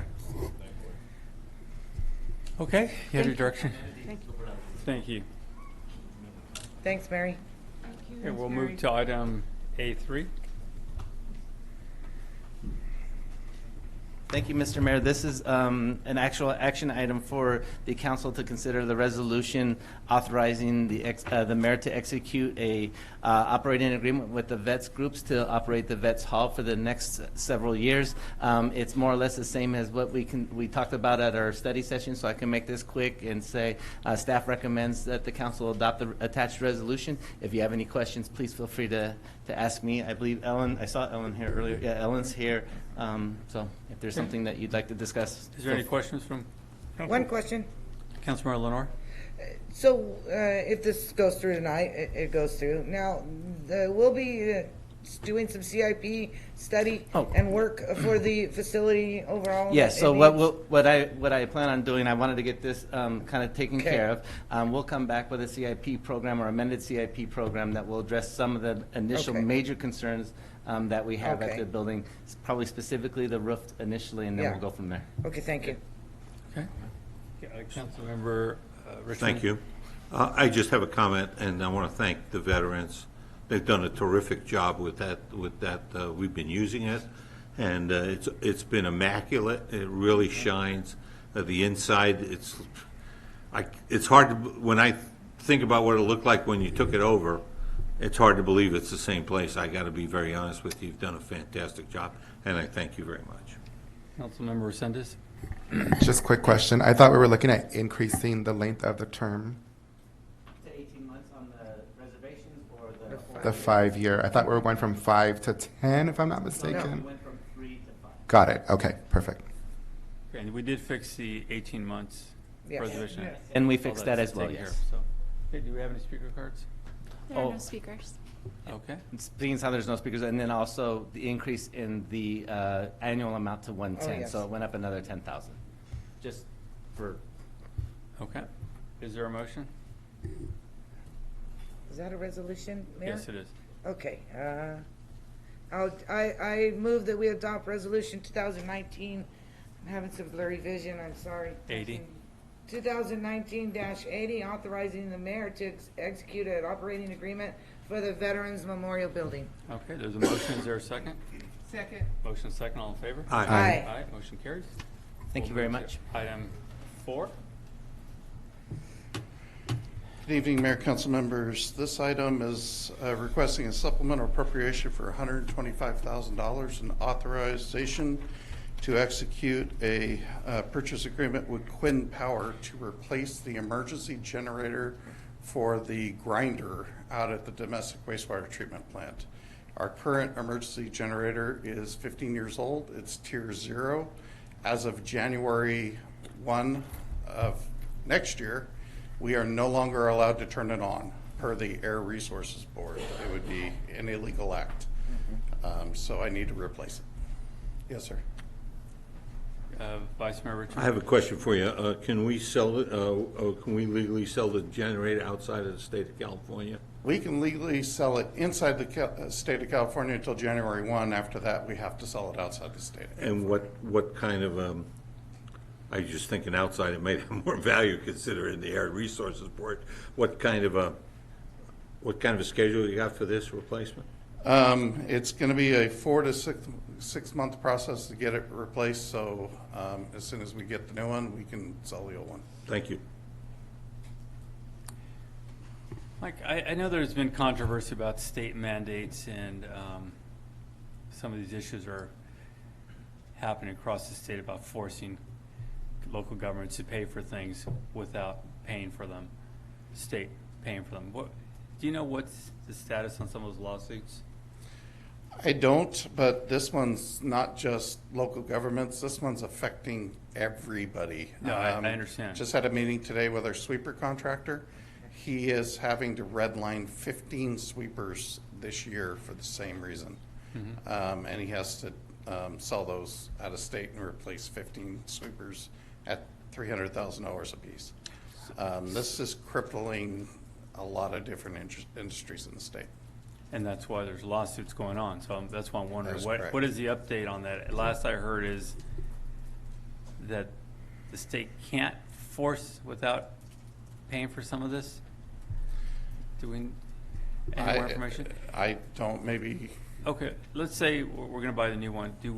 Do we have the plan to sell it somewhere else, or what are we going to get for it? Sell the old one? Yeah. Yes, we would go through our normal disposal process for the generator. Actually, the resolution that you have before you authorizes us to dispose of it or consider it surplus, so we can run this concurrently so that when we know when the new one is going to be arriving, a few months before, we can start going through the disposal process or the surplus process of the one that's existing. Because they bid on it, right? Yes. Yeah. Yes. Okay, any other questions? It was a school issue as well, when I read the Air Resource District's letter. It was talking about if it's located K through 12 to a school, but. There are even more requirements if you're within so many feet of a school. Okay, on top Not of only this on the requirement. air requirements, but Okay, also there's more. pesticides and everything Okay, else thank you. In California, okay. in California. California. Thank you. Do we have any speaker cards on this? There are item? no speakers. Okay, what's the direction? Oh, this is a resolution. I'll make a resolution. I propose resolution 2019-81, resolution City Council, City of Hollister, appropriating $125,000 for purchase for a replacement backup generator for the domestic wastewater treatment plant. Okay, there's a motion. Is there a second? Second. Motion and second. All in favor? Aye. All right. Motion carries. Thank you. We'll go to item 5. A5 is a supplemental appropriation for $85,000 to replace the 3 pumps at the grinder. The existing pumps go back to the day the plant was built, 15 years, and they're no longer operating within the parameters that they need to be operating. So basically, everything comes into the plant, it gets ground up by the grinder, it enters these 3 pumps to move on through the process. They are critical. So this money replaces the pumps, pays for the crane to get them in place, they're quite large, and gets them installed. Vice Mayor Richmond. Did we have a life expectancy plan for the pumps when we originally, do you know when we really put the plan in? They were 20-year pumps. The problem is our vendor has discovered that the pumps were actually manufactured in 1990, and they had been sitting on somebody's shelf for many years before they were installed at the plant. That is something that was discovered by our vendor. So are they dying of old age? I mean, they weren't in use. When they said 20-year pumps, I assume that meant 20-year in use. Oftentimes with large motors like that, if they sit with the weight on the bearings, they develop hidden flaws that you can't find. Sounds like the whole thing was a hidden flaw, if it was sitting there for 10 years. Do we have any recourse? I assume the warranty is long gone. That's correct. Did the contract say anything about year production? No. Is the new contract going to say something about year production? No. We'll Why get a not? standard warranty on the piece of equipment, and then they're. Why can't we ask for new production if aging pumps, if a pump sitting around gets old, why can't, I mean, you know, I go buy my milk, I look at the top of the cap to see when it's going to expire. I mean, why can't we say? Well, I new assure production? you that pumps will not be installed that have been sitting on a shelf for 20 years. Well, I assure you of that. They Or will even be, 10, right? or even 3. Well, Okay, you so you're gonna know, take my care of it. concern, Yeah, no, I'm okay. serious now, I'm serious. My concern is, if you don't put it in the purchasing agreement, the guy says, I'm delivering what you asked for, and it doesn't say anything about it. If that's actually a problem, and I was not, learn something new every day, I would not have known that's a problem. Why can't we put it in the purchasing agreement that we get some relatively new production? Ask them, what's your new production? What's the lead time? Is it 2 years? I misunderstood your earlier Oh. comment. I will make sure that's included. I thought you meant, are we going to guarantee you that they're going to run for 20 years? No, what I meant That's is. what I thought you understood. What I meant is, you know, I don't want to make the same mistake again. I don't will make wanna- sure I don't that wanna that get the mistake oldest does not repeat. Pumps. The second question I have is there adequate CIP money in the wastewater fund to cover this? Is there adequate funds? Yes. Brett would have never signed off on it if there was. Okay, thank you. Do we have any speaker cards? No, there are no speakers. Okay. Thank you, Mike. Is there a motion? I make a motion that we adopt resolution number 2019-82, a resolution of the City Council of the City of Hollister approving the supplemental appropriation in the amount of $85,000 for the replacement of 3 sewage pumps at the domestic wastewater treatment plant. Second. Motion second, all in favor? Aye. Aye, motion carries. Gotta get these smaller. We'll go on to item 6. Item A6 is a request for a supplemental appropriation of approximately $81,000 and authorization to recruit and hire an additional full-time parks maintenance position. This position will be funded through the CFD program. It is not a general fund expense. The CFD program has been around for about 24 months at this point. It was put into place to handle the costs on new facilities. Currently, we have 4 CFD park facilities that have come online. We have an additional 3 to 5 miles of sound wall that have come online. We have been maintaining that with general fund expenses to date. Additionally, this year, we have 2 other park facilities that are going to come online in the CFD up at Allendale.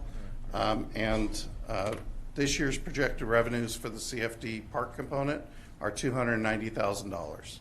So it's time to go ahead and hire the first body to start doing that work. Okay. Is there any questions? Do we have any speaker cards? Yes, Amber Cameron.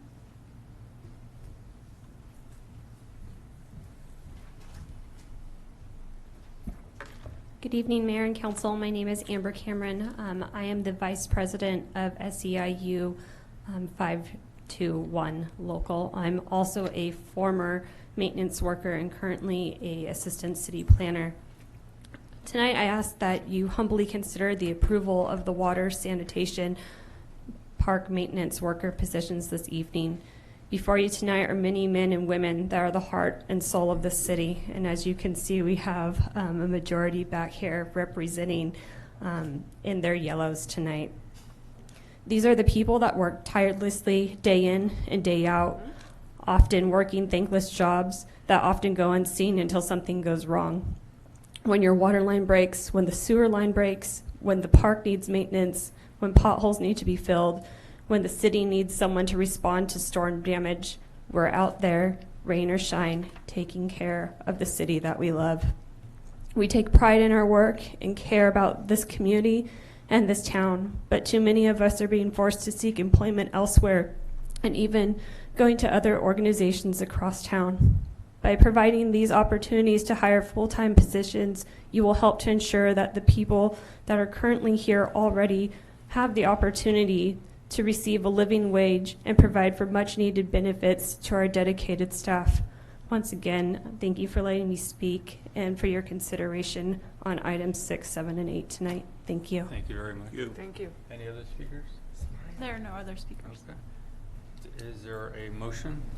I make a motion that we adopt resolution number 2019 83. I'm on the right one. A resolution of the City Council of the City of Hollister appropriating $80,500 from Community Facilities District Number 4 Fund Public Facilities and authorize the hiring of an additional full-time parks maintenance worker. Second. There's a motion, second, all in favor? Aye. Aye. Do the next one. Quick answer. You do the next one. We're going to move to item 7. Good evening. Item A7 is a supplemental appropriation of $177,000 from the Water Fund and authorization to hire 2 additional full-time water operator positions. In the last 6 years, we have added 918 new water accounts. We have not added any personnel to the department in that same amount of time. So we have the same number of people doing 918 more units worth of work. So the funds exist in the fund. We're operating a business. It's time to staff it. And as I know you know from our previous conversation about the state. The state has not relaxed any regulations upon us. In fact, in that 6 years, our regulations have almost doubled that we need to comply with. We need the extra bodies to do the job. Any questions? Vice Mayor Richmond? Same old question. Do we have it covered with our current revenue? We have it covered with our current revenue. I think that's an enlightening number. 6 years, we've added 918 new accounts. That is correct. What does it come out to a year? Our high years were in the 200s. Most of them were in the 150. 150. Okay, thank you. Do we have any speaker cards? Amber, did you want to speak on each one? Or? Okay. She said 6, 7, and 8. Oh, okay. There are no speakers. Thank you. All right. All right, is there a motion? Yeah, I'll make a motion. I make a motion that we adopt resolution number 2019-84, resolution City of Hollister appropriating $177,000 from Fund 620 Water and authorize the hiring of 2 additional full-time water operators. Okay, there's a motion. Is there a second? Second. Motion second. All in favor? Aye. Aye. Motion carries. We're going to move to item 8. Item 8 is a supplemental appropriation of $161,000 and authorization to hire 2 additional sanitation workers. In that same period, the last 6 years, with no new additional staff, we have added approximately 1,218 accounts. The number's higher because of Santana Ranch, which we are servicing in the sanitation realm. And same thing, requirements are going up from the state. We need the bodies to get the work done appropriately. Any questions? Question. Councilmember Lenore? Say that again about Santana Ranch. Our guys go in there and take care of this We stuff? supply sewer to Santana Ranch. And the whole subdivision, and Yeah. there's more to come? Yeah. We'll probably be doing that too? That's Yeah. why they should be in the city. Well, Thank you. Remember, Sunny Slope County Water District do goes the to water. about Memorial, Yeah. right, and east of Memorial. Right. So everything that's built in that is served by their water agency. Right. Most of the connections on the effluent side come to the city of Hollister. Yeah, that's why it should be in the city. Mike, the state was mandating the cleaning of all the lines, That's correct. degreasing and all that. And again, I know there was a issue about that as far as the state mandating without backfilling. Where are we at with that? What's going on? Well, let's see, I'm going to say months ago, you hired the stormwater positions, and those stormwater positions are cleaning lines and videotaping lines. So they're doing it. Half and half. Half the year on storm, half the year on sewer. Are we caught up? No. No. It's going to take about 2 to 3 years to get all the way through the system All the way through. and start over again. It's a And when we constant. start over again, what condition would they be in compared to what they're in now? Better? No, I know, but in 2 years, is it going to be Well- a point where we're able to maintain it and it's not in a situation where it's in bad condition? Well, yes. Yeah, I so it'll be mean, much better. currently they're being maintained and the majority of them are not in a situation where they're in bad condition. What this program will do is reduce the number of daily stops that we have to go on to check for To clean, backups, right. et cetera, because the pipes will be clear and running freely. Right, and that's what I was looking for. All right. Okay. Councilmember Richmond? Thank you. I just want to inject some information for the public. It's absolutely essential that we maintain hygienic ground underneath us. I like to tell this story. I live in a third world country for a year once, and I can tell you the difference between a first world country and a third world country is not how many color TVs you have. It's whether the sewage runs down the street or goes away.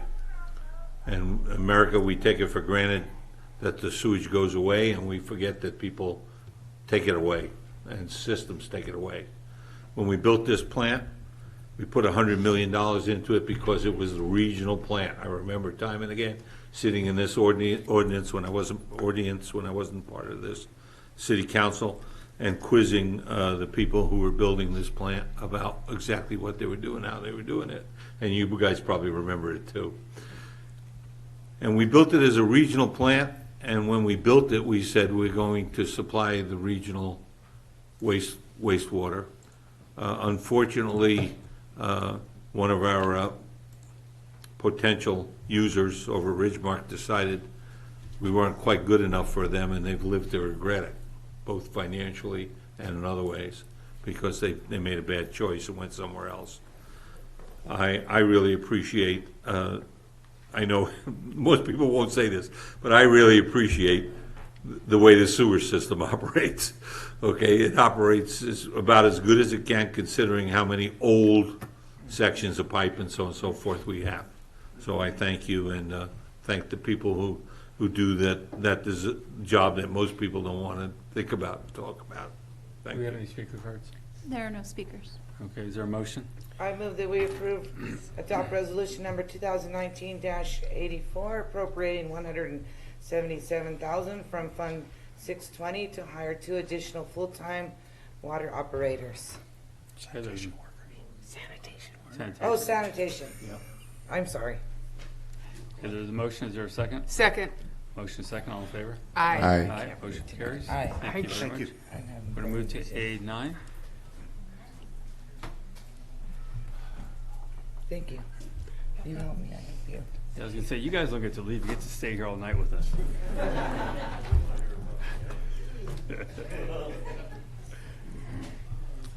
Good evening, Mayor and City Council. My name is Socorro Sendejas. I am an assistant engineer for the City of Hollister Engineering's Department. This item is regarding City Council approval of parcel map for condominium purposes, industrial condominium purposes. The project, Hollister Holistics, has an approved tentative map, which was approved by the City of Hollister Planning Commission on March 22nd, 2018, per Planning Commission Resolution 2018-10. The State of California Subdivision Map Act, Section 66474.1, states that a legislative body shall not deny approval of a final or parcel map if it has previously approved a tentative map for the proposed subdivision, and if it finds that the final or parcel map is in substantial compliance with the previously approved tentative map. The project, Hollister Holistics, has an approved tentative map, and the city has found that the parcel map is in substantial conformance with the approved tentative condominium map. As such, staff recommends that the City Council adopt this resolution, which will authorize approval of the parcel map for Hollister Holistics Industrial Condominium Subdivision. If there are any questions, I'll try my best to answer. Okay, is there any questions, Council? No. No. Do we have any speaker cards? There are no speakers. Okay, is there a motion? I make a motion that we accept resolution number 2019-86, a resolution of the City Council of the City of Hollister approving parcel map number 2017-5 for Hollister Holistics and Industrial Condominium Subdivision and authorizing that word of said parcel map. Okay, there's a motion. Is there a second? I'll second. Motion second. All in favor? Aye. Aye. Aye. Motion carries. Thank you. Go to item 10. Thank you, Mr. Mayor and Council. This item before you will authorize staff to release if you adopt the resolution attached, it'll authorize staff to release a request for proposals or qualifications to a qualified executive search firm for the process of selecting a new city manager. As you know, at your last meeting, our Vice Mayor Richmond and Mayor Velasquez is part of an ad hoc committee to do that. I apologize. My goal was really to have a draft RFP to send out to those individuals by tonight. I did not get that done. I'd like to be able to get that hopefully by the end of the week. I'll let the ad hoc committee review that. If the ad hoc committee is okay with it, I'd like to get that out as soon as possible. Again, this is just the request for proposals for the firms. Once the request is released, we will gather those proposals from those firms. The ad hoc committee will make their selection. I will come back with a professional services contract for the said services, and we'll go from there. But that's the next steps. Okay. Is there any questions? Again, my apologies for not having something to look at tonight. Is there any questions? Councilmember Richmond? Thank you. I'm okay with it, provided we review it before it goes. I would like to hear if the mayor agrees, since he's the other member of the committee. Yeah, absolutely. I would not send it out without the ad hoc committee's blessing before it is released. Being that it's an action, I'm more concerned that the entire council has a chance to review it. Are you all right? And we can legally do it this way? Yeah, no, I Yeah. think I'm Okay. well, what I certainly can do is I will send the RFP to the ad hoc committee for their selection. As it's being released, I can send it to the entire 5 of you to all look at if that's the desire of the council. Okay. I support that. Yes. Do we have any speaker cards on this? There are no speakers. Okay. All right. Is there a motion? I make a motion that we accept resolution number 2019-87, a resolution of the City Council of the City of Hollister authorizing to release a request for proposals, qualifications to executive recruiting firms to assist in hiring a city manager. Okay. There's a motion. Is there a second? I'll second. Motion second. All in favor? Aye. Aye. Aye. Motion carries. We'll move to item. Thank you 11. very, very much.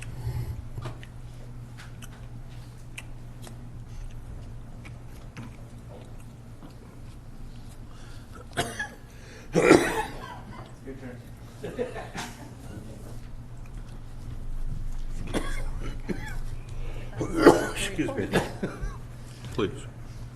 Good evening. I have a PowerPoint, if you don't mind, please.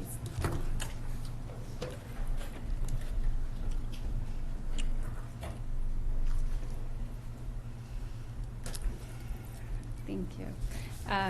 Good evening, everyone. My name is Maria, and I serve as a Cannabis Affairs Manager within the Development Services.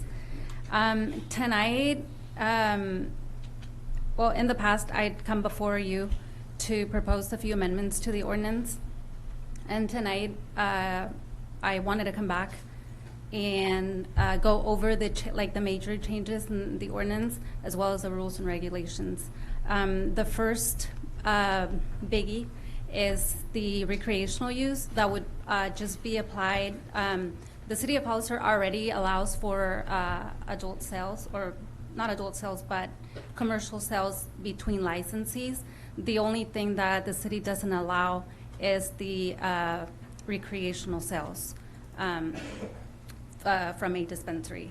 And we don't have any dispensaries yet operating, but we will hopefully have 2 that have been approved already. So this would apply to that. Again, the adult sales, transportations, it's all already been approved before by the City Council. So that's one of the first changes to the ordinance. And again, that's only going to be out of dispensaries. Where should I point? Oh. Is it on? It moved. Oh. Yeah. It's on. Okay. The second change to the ordinance is under deliveries. This would allow a retailer non-storefront, and which that means it's going to sell cannabis to customers exclusively through deliveries. Currently, deliveries from a non-storefront dispensary are not permitted. They are permitted from, like I said, storefront dispensaries, which we don't have any, and they're also permitted from other jurisdictions, as long as the dispensary has a storefront setup, meaning that a customer can walk in and purchase just as I would if I walked into Rite Aid and buy Advil. Do you, Can I mean from 10 a.m. to 6 p.m.? Is that what you mean It's- there?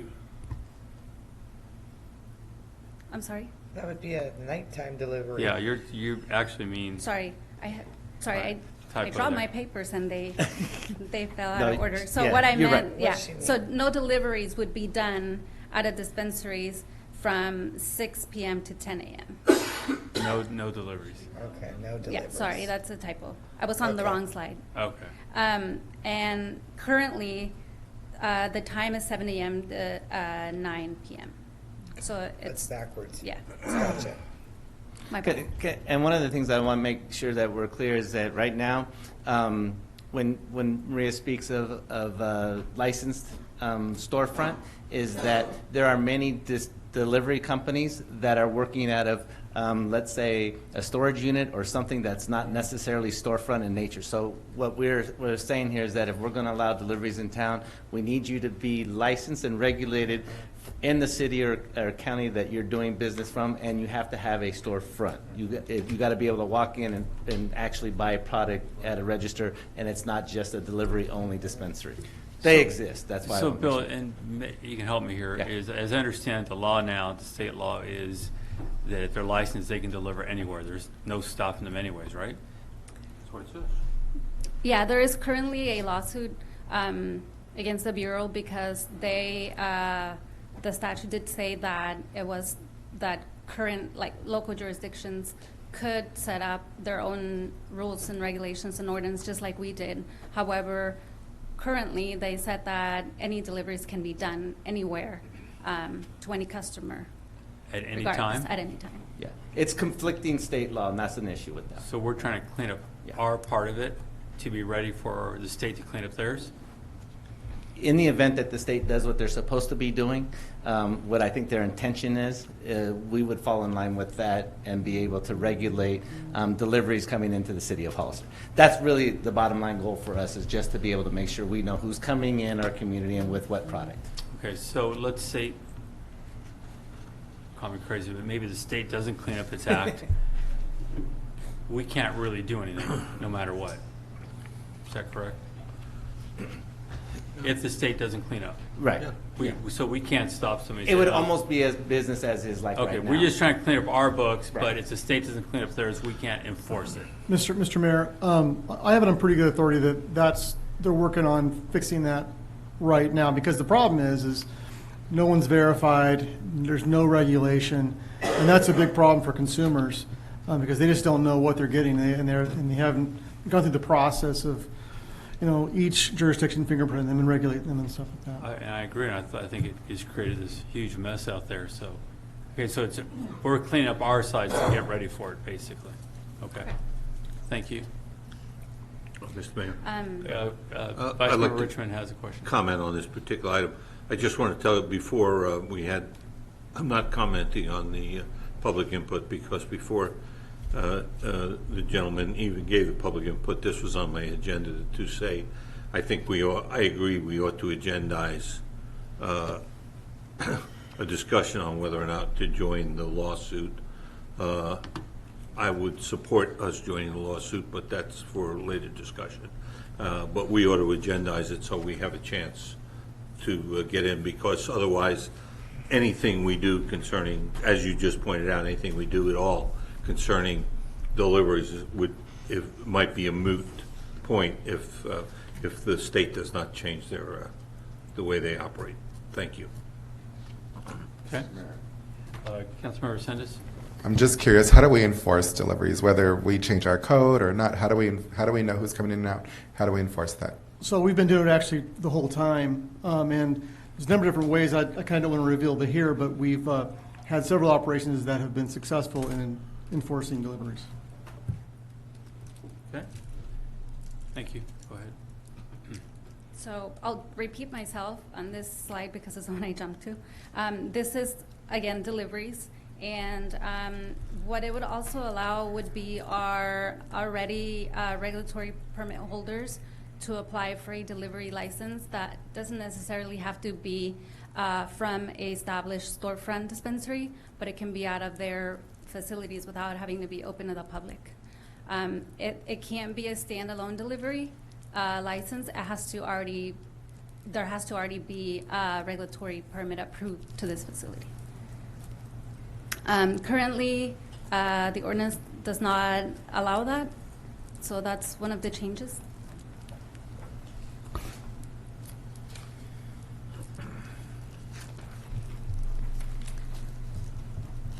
The next one would be to our rules and regulations. The first one is to remove the point system to its entirety. Right now, the rules and regs call for the city manager to establish a point system in which an application is considered complete. However, the way staff has been processing the applications is putting them before the city council for the city council's approval, since they all require city council approval anyway. So the point system hasn't really been a system that we've been using, other than when we did the dispensaries, and that also didn't seem to be successful. So that's one of the proposals. I have a question on it. Councilmember Richmond? Thank you. I have a question on that.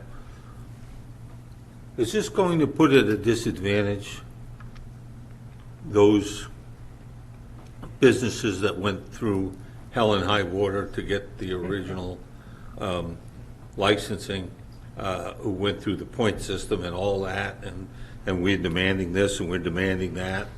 And is this going to basically mean that the people who went that far and did that much are going to be seeing competition from a lower level of service? No, I don't. It shouldn't have. It's not set up to affect anyone. It's just mainly to just clean up the ordinance, because, like I said, we already bring all the applicants before the city council for approval. Okay. And if you recall, originally, we only really used the point system to try to narrow down the number of dispensaries, which now has been granted by the city council. So you've met your 2 maximum in the ordinance, and we're not proposing any more than that, so there really isn't a need for that particular Okay, component. thank you. I think maybe I've heard it differently, and it was really the slide before. I heard you say basically that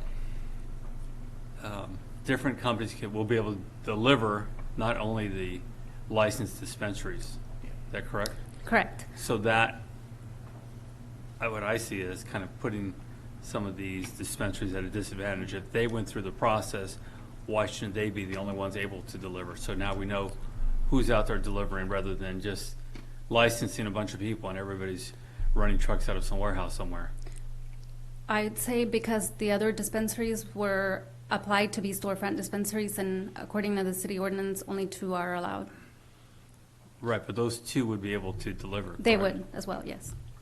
So why would we want to change that to allow a bunch of other people to deliver? So I think the intent here is to offer the ability for businesses that are currently manufacturing product within the city of Hollister. Those businesses would be allowed to deliver their product, and only those that have a regulatory permit doing another type of business, only a manufacturer, only a cultivator, et cetera, so that it just gives them the opportunity for another revenue source, rather than just the 2 dispensaries in town making deliveries or being able to sell to people in the city. So if I'll pick one like AgriPharma. They happen to operate a manufacturing facility in the city of Hollister that's regulated. If they manufactured a particular product, AgriPharma, just because even though they don't have a storefront, they would be able to, by right, deliver to clients within the city of Hollister. In the story, they would be allowed to do that, not necessarily, and they don't necessarily need to have a storefront dispensary. And again, it's just they're not a retail thing. No, I mean, technically, right now they are all considered just manufacturers, and then they wholesale their product to.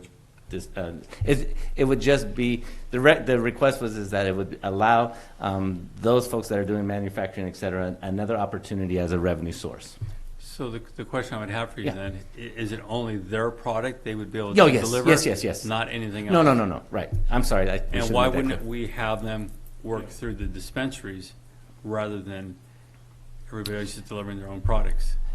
You certainly could. I think that, again, I think the request here is to be able to just have an opportunity without, a middleman, so to speak, of the dispensaries. But it's up to you guys. I think obviously. At the end, it might be, now you're watching over several people on how they're delivering, how they're collecting the cash or the money, how they're depositing, how they're doing everything else. So it seems to me like it becomes more of a challenge to try to keep up to all these different entities delivering, rather than the 2 that are specifically licensed to retail. I mean, that's how a system usually works, wholesaler to retail, retail to the public. So I'm just asking, if there's another reason, I need to know why, so I can understand it. I mean, the industry folks may have another reason, but I Okay. can't offer that to you. Okay, thank you. It's weird that we would require the two that have the storefront, they can deliver, but you're saying other people can't deliver without a storefront. So All we're saying is that the advantage goes to the people who are currently doing business or conducting business within the city of Hollister currently. okay, Okay? thank you. Councilmember Resendez. Aren't we essentially saying that anybody with a storefront can deliver here? So if we've got a storefront in, let's say, San Juan Bautista or Santa Cruz, anybody can come over here. That would be true. They would have to apply for a regulatory permit that would come before the city council for approval prior to that. Okay. So not just anybody can Not come just here. anyone, no. You actually get more control with a regulatory permit. You know what's maybe coming in better than if you didn't do that. I know it's a concern of law enforcement on the delivery aspect. Right. That's the reason for the regulatory. It's about vetting, that's all it is. Councilmember Richmond, do you have a? Yes, I do. Do we have is there a taxable, when there's a manufacturer to developer, to distributor, excuse me, manufacturer to distributor, distributor to retail, is there a taxable step in there? Yes, every step is 5%. Okay, so by saying to a manufacturer, you are now not selling to retail, don't we take out a 5% tax step? Allowing, which means they get an advantage in addition to the fact that they don't have a retail operation that they have to run. I tend to agree with the mayor. That might be the first time tonight. Everybody noticed this. I tend to agree with him that I think we'd be better off. We'd be much better off if we kept the delivery strictly to the retail operation rather than cut out a step, because for several reasons. The ones he enumerated. The other one is I don't want to lose 5% tax income that we normally would get in the normal distribution chain. Thank you. Okay. All right. My next bullet point is to add an expiration date to all applications. Any application that is not acted upon would expire in 365 calendar days. There's been situations where applicants submit an application and I try to contact them and I never hear back from them. And a year later, they're wondering what happened to the application. So that's the reasoning for that. The next one is to have all live scans be cleared by the Hollister Police Department first prior to staff processing the applications, any stage of the applications, only to avoid the appeals after the live scan has been completed. It is already part of stage one, however, is not specified. So that's one of the, that's why we're asking to have that changed. Let me go back for a second. And the applicants that aren't going through the entire process, but then calling you a year later and saying, hey, what's going on? Let's step back to something else. Those that are actually getting the licenses but are not operating, that are holding licenses, what's our rule on that, and how are we controlling that? Because once they have a license here, as I understand it, they can do business in quite a few different areas, but we're not seeing any activity here. So once I bring the application before the city council and the city council approves it, it grants them a conditional use permit and their development agreement, which is expires within a year if it's not activated with a building permit or by pulling their final regulatory permit. So after I bring it before the city council, they get your approval, and then they have 1 year to activate that conditional use permit.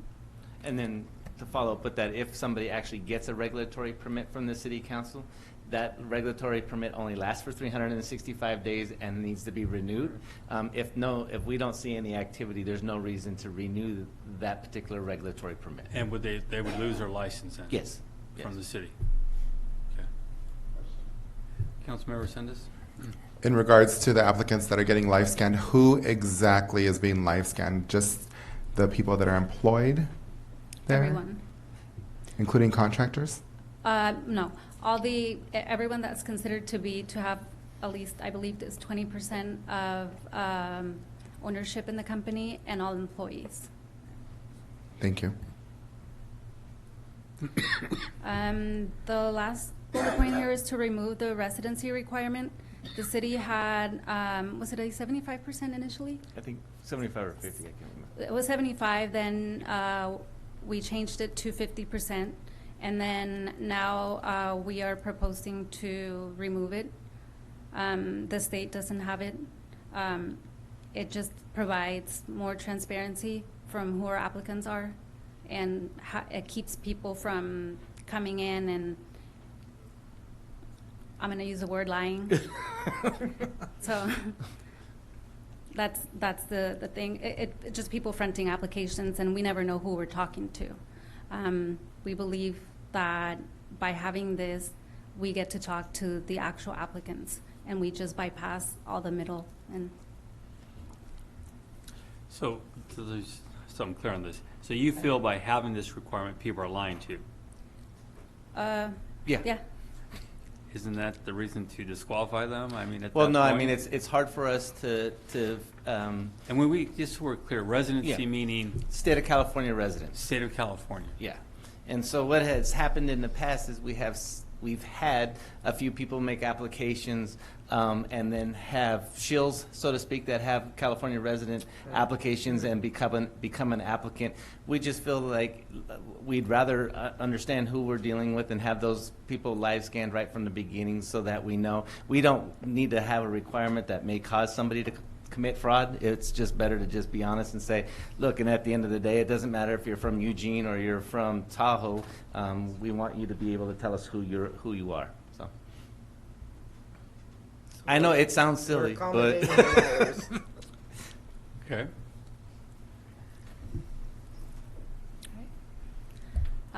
the next one, sorry, back to the ordinance. Our ordinance currently requires that all licenses get a city council approval.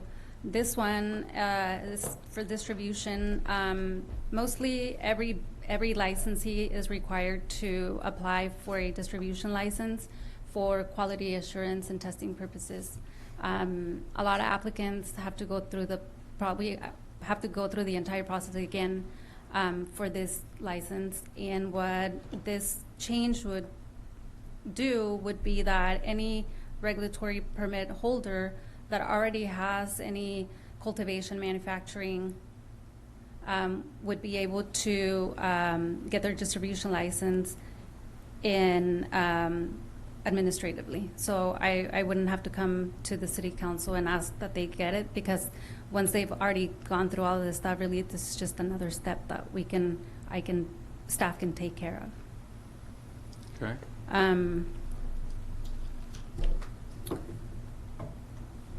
The not last, but about fees.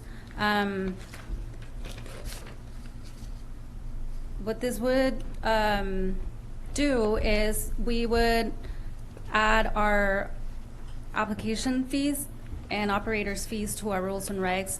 They're currently not specified in our ordinance or in our rules and regs, so this would just be an addition. The application phase 1 would be $1,500, which is it's already $1,500. Phase 2 is the $5,992. The regulatory permit renewal would be $5,992, and the amendments would be 50% of the regulatory permit itself. Can you explain an amendment? Yeah. So, yeah, so we get applicants that come in and have amendments. It could be simple as to swapping out paperwork or updated documents, which is really not time consuming at all. However, there's applicants who can come in and say have already a cultivation license and they want to add another 2 acres. So that would require time from staff to come in and review, have like go back to our development review committee, review the plans, and it could be from just as simple as updating paperwork to adding an entire 2 acres to the license. Okay. So that would be determined, I guess, by staff at the time that the amendment is requested and approved by the Development Services Director as to the fee. Okay. Operator's fee, they're all pretty much the same, what we already have, the $7 per square foot. The only one that is new here is the nursery fee. And this is just based on research in other cities. The city of Greenfield has a $2 per square foot on nurseries. We don't have a nursery license. All of our nurseries are under cultivation. I've just had other people, applicants or just in general, the public from other cities asking about our fees, or just newly applicants that aren't really, not going to say happy, but they've just asked that if the city council would entertain the idea of having a separate fee for nurseries, considering that the plant doesn't grow to the maturity level as it does under an actual cultivation, a full cycle.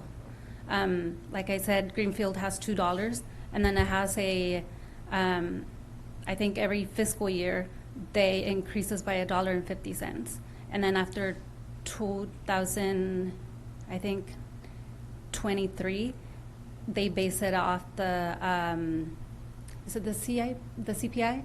Yeah, the Consumer Price Index. After that, so that I just put it in as to see what the city council would like to see there, and then the 5% on all other sales is what we already have. Vice Mayor Richmond.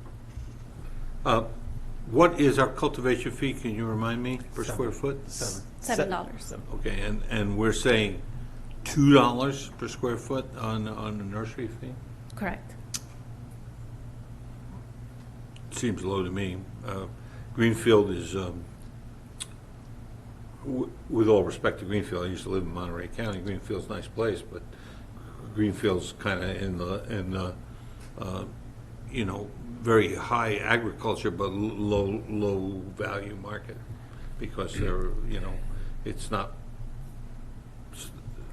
along the main drag of where the population is, in my opinion. So it's just an opinion. Just thought I'd throw it out. Thank you. So so I'm clear on this. When you're speaking of a nursery, you're speaking of a building, and we're talking about a certain size until it gets to a point, and then all of a sudden it becomes cultivation. So in other words, this same plant, when it's starting off, is in a nursery for 3/4 of the building, and then it gets to the last part of it, and all of a sudden that becomes the higher percentage. So you're going to basically trying to separate it. So one part, a third of the building is the cultivation fee, and the others would be at the nursery fee. Is basically what you're kind of suggesting, right? Yeah, that is correct. So in other words, the whole, say we have a 10,000 square foot or 9,000 square foot, instead of having the full 9,000 at the $7, you're basically saying that only 3,000 square feet of that would be at the cultivation. Everything else till it gets there is nursery, but it's still the same plant. Yes, and it's all based on the dynamics of the business. Some businesses just buy the plant to its full stage. Other businesses, like one of ours, Agropharma, they have the clones, the small plants, and then they sell them or ship them out to another licensee who's interested in growing it to its full potential. Yeah, there's absolutely there is true differences in many instances where there's cloning businesses that only develop nurseries, and then there are some that are just cultivation and extraction. We do have a couple of businesses, I think, in town that are going from basically seed, from a nursery level to full cultivation. I think you folks went to one of those recently. That would be you had a nursery room that eventually went to cultivation, but and again, this is obviously all policy decisions by the council. We know that there are businesses out there that just do clones and sell those plants to outside folks for ultimate maturity. So I guess personally, I wouldn't have an issue if that's all they did. Mm-hmm. I just have an issue of moving it through a stage and then saying, okay, now we're at this stage, so it's this price. If all they do is create the clones, as you're pointing out, and then shipping them out before they're any size. Okay, so that's one thing, but it's another thing. It's just we're going to buy time and then okay, hit us at this one point. Maybe we develop a nursery regulatory permit, and then we got to be clear on exactly what that means, and what height and so on. Yeah, well, it's a non-flowering mature plant for sure. Absolutely. Councilmember Resendez? Did we look at other cities aside from Greenfield? What was that? And if not, can we? Yeah. We had a gentleman that came to the podium one evening several months back. I think that was requesting, and I can't remember who that exactly was, but we can look at some of his things. Two other things regarding fees that aren't on there is we have laboratories. And one of the things that testing, for testing, those have to be third-party folks. They're not necessarily part of the growing or the manufacturing operation. They have to be completely separate. I think amongst staff, we talked about actually instead of we want to try to keep calculating fees and the amount owed to us as easy on staff as possible.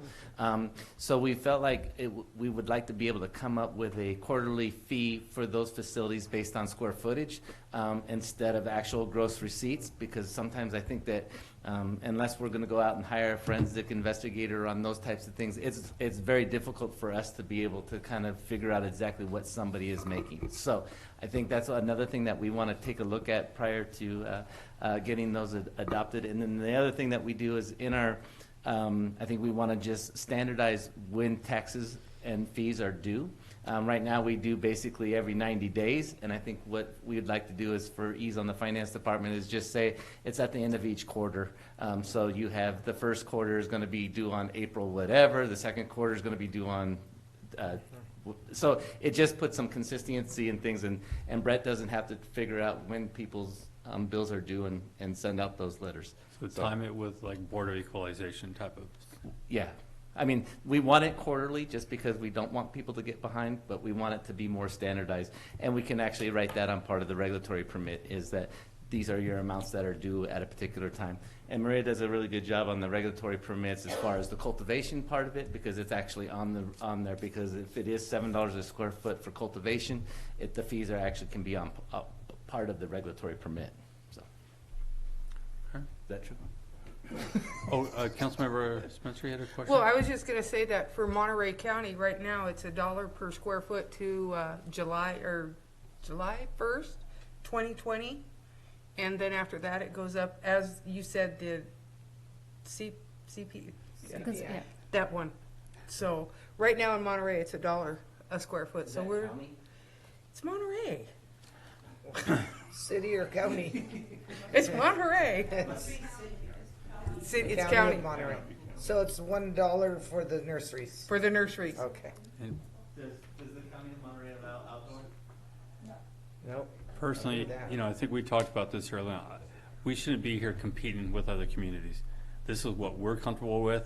What anybody else is doing, that's pretty much their business. Yeah. I think we worked hard to get to a point. I wasn't fully in agreement with a lot of this, but I think we did build a structure that was pretty fair at the time. And if there's a cheaper place to do it, go to your cheaper place and go do it. Yeah, we want it here. And we don't want to add the added stress to the whole thing. So I will cross off my look at other cities for comparison. Please, yeah. Please. I don't want to compare us to Greenfield. No offense, Greenfield, but. Hey, now. Yeah.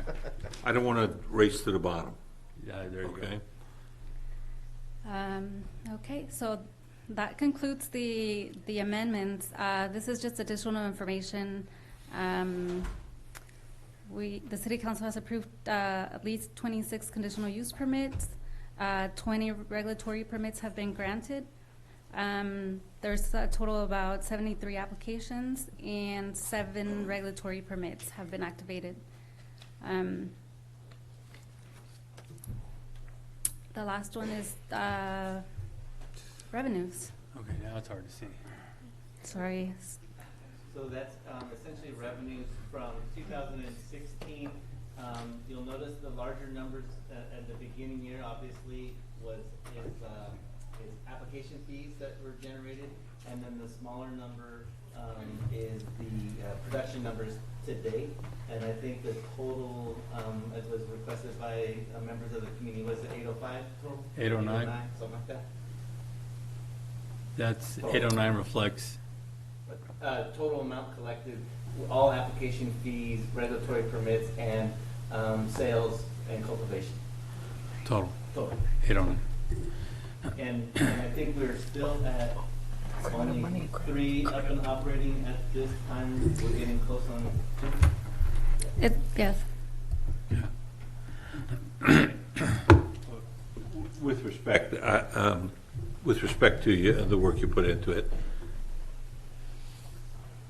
there's no sense doing a PowerPoint, and seriously, if you're going to do it in this size letters, there's absolutely impossible for me, maybe it's my eyes, to read it.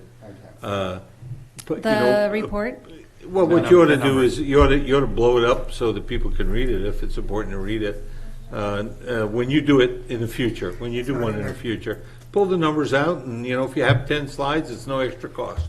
Okay. I can Just get a email. couple I of can numbers email on everyone the the. slide, It wasn't in the staff report. Yeah, just PowerPoint was not included. just a suggestion for improvement for the audience. Thank you. And, You're welcome. and us. Okay, Councilmember Sendes. It's not just you. It was a couple of slides, I think, throughout the evening. But anyhow, my question goes to our city manager. So, I mean, I really don't know. So I'm asking honestly, like the revenue that we're generating, is that we're bringing in, is that enough to sustain the support that we need as far as like staff for that department, or where are we at with that? If you can give me a general breakdown. A general breakdown.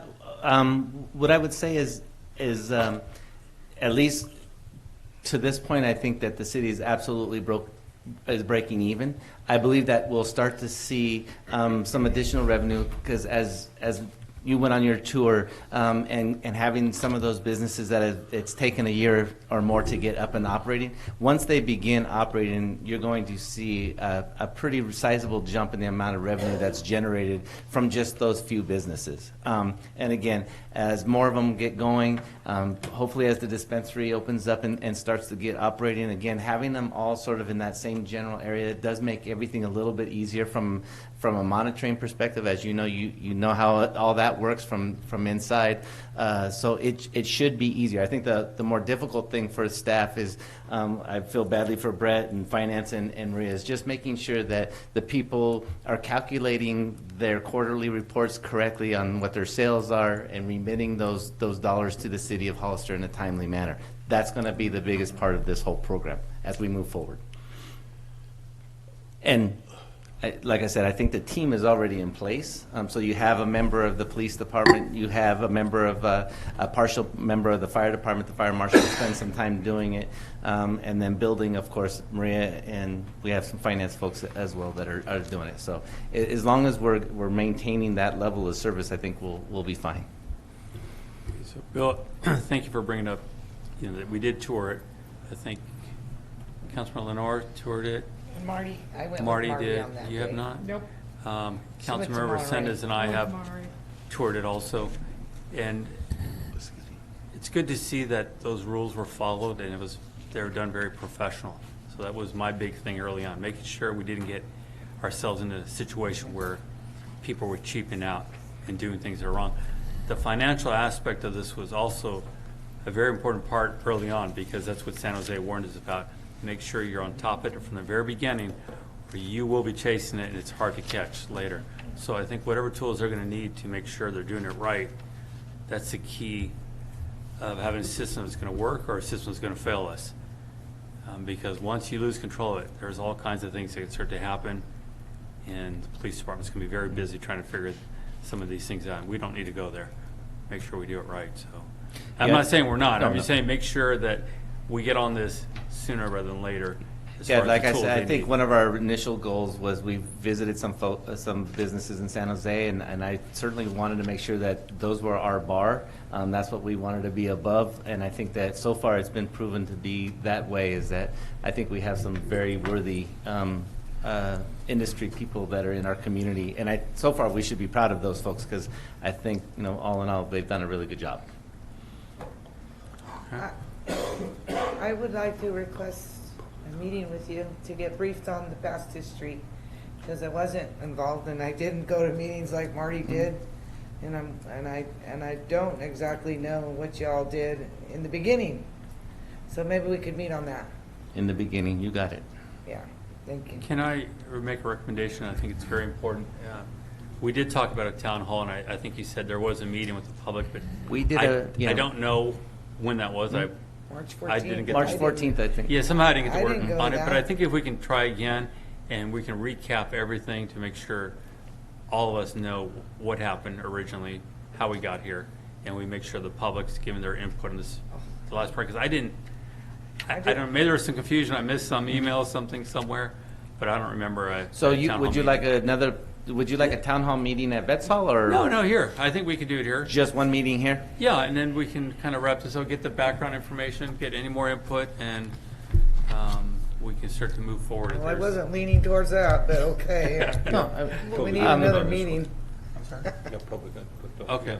Are you done with your presentation, or is Yeah, that it? I'm Okay. done. Did you have a question? Well, I Councilmember? would just like to point out that this did go to a vote, and 68% of the people in this town voted to have recreational marijuana, cannabis, sorry guys. We've already had a town hall meeting. Let's get busy. Let's do this. I think we are getting busy. We're doing this right, and I think we took the time to do it right, and we're here at this point. We just I had a think- town hall meeting, March 14th. Again, I didn't know we had a town hall meeting, so I'm sure a lot of the public didn't know. It was on social media. I don't do Facebook. I was surprised about this. We have a speaker. Steve? Sarah? This guy.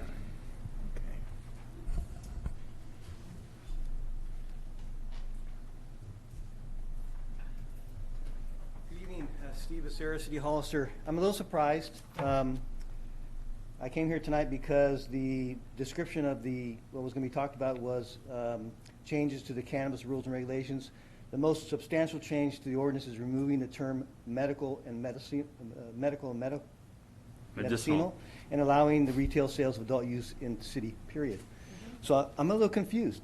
I guess my question is, again, same question came up January 22nd, is where is this all coming from? And,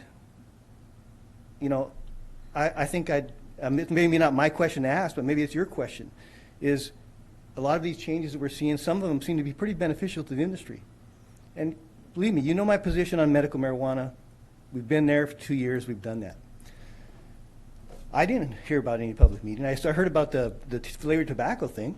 I didn't think it was going to have anything to do with medical marijuana. I've been watching it closely to see if there's anything published. So, because let me just read you some statements that were made on the 22nd. Mrs. Spencer, before I can make an informed decision, I need information. I want to talk with more people. I want to talk with everybody. So that's what I want to do. And I think that we should get more information so I can make a good decision when I do vote. Other comments? I would like to see you operating for a little locally. Prove yourself to the public. We can't afford to make mistakes. We shouldn't let the public see, we should let the public speak some more. I'd be willing to hold a district meeting in the Vets building, which is in my district, to get reaffirmation from folks, pros and cons, because I was not involved. I personally would be inclined to back up a little bit so we can get better educated. I do want to hear from the public. I need public input. We need to do due diligence in speaking with public. It seems like it's a very contentious item. I cannot sit up here and make an informed decision without doing that. I think we need further discussion, a lot more public input before making an informed decision. Now, we were just talking about recreational marijuana sales back then. It seems like a lot of other things changed. I think that when it comes time to vote, I think that you folks up there are going to need to explain to the public about what kind of due diligence you did to educate yourself from the public. I think the public deserves to know. They spent 2 years or more getting to this point of having the medical marijuana and other medical marijuana cultivation things. So I think it's going to be really important when you do vote, whichever way you do. I hope that you can explain to the members of your district and the rest of the citizens of Hollister how you came to that position. I think it's going to be important. We need to be transparent. You need to be transparent. When people stand up here, either you or your city department heads, they need to tell the truth. They need to be honest, because that's what we expect from them, and that's what we expect from you. Thank you very much. Do you have any other speakers? There are no more speakers. Okay. Vice Mayor Richmond? Thank you. I'd like to respond to that. This is not a debate, but I do want to respond to that. We are not here voting. We are here reviewing some recommended changes. And we talked about some of them that we didn't like. For instance, I think it sounded to me, I'm not trying to put words in anybody's mouth, but it sounded to me like it was the majority of the city council that said they didn't like the idea of somebody growing stuff and then taking it and selling it directly by delivering it, rather than they would go through a wholesale first. And so we would kind of try and keep that to the two license things. And some of these changes I don't think are beneficial. I have to disagree. Some of the administrative changes I don't think are beneficial to the industry. I think they're just administrative changes. They're as much beneficial to us as they are to the industry. They probably don't mean anything. If I thought they meant something, I would say something. I think when to do recreational, and I'll be very honest with you, I am leaning, and I've been blunt, I'm leaning toward recreational, because I do think the vote does count. However, I've said time and time again, I want to see them up and operating, because it's one thing to say, oh, here's what it's going to look like, here's the tape on the floor, I bought all the equipment, and it's quite another thing to operate with human beings involved, when there are training that has to happen, when people have to have clearances, when so on and so forth. So I would like to see them get up and running in the medical business and look at the operation and say, yeah, it's mature enough. We've ironed, we found the big holes. And when that happens, I'm going to be leaning it the way it is now. I'm going to be leaning toward recreational, even though I opposed it when I opposed the proposition, because I think that's the right way to do it. And I feel the same way. I don't think, I just want to make it clear to the public that by listening to the presentation from our coordinator doesn't mean we signed on to it. Okay. Like you said, we haven't voted. and it was clear to me that we said some things we didn't like maybe the $2 isn't right, and maybe this and that. So I'm not trying to dissect it all. We'll dissect it all when we see what comes back. I'm not trying to do that. But I wanted to get my position clear, and my clear position is I'm leaning toward it, but I want to see it running with people in it.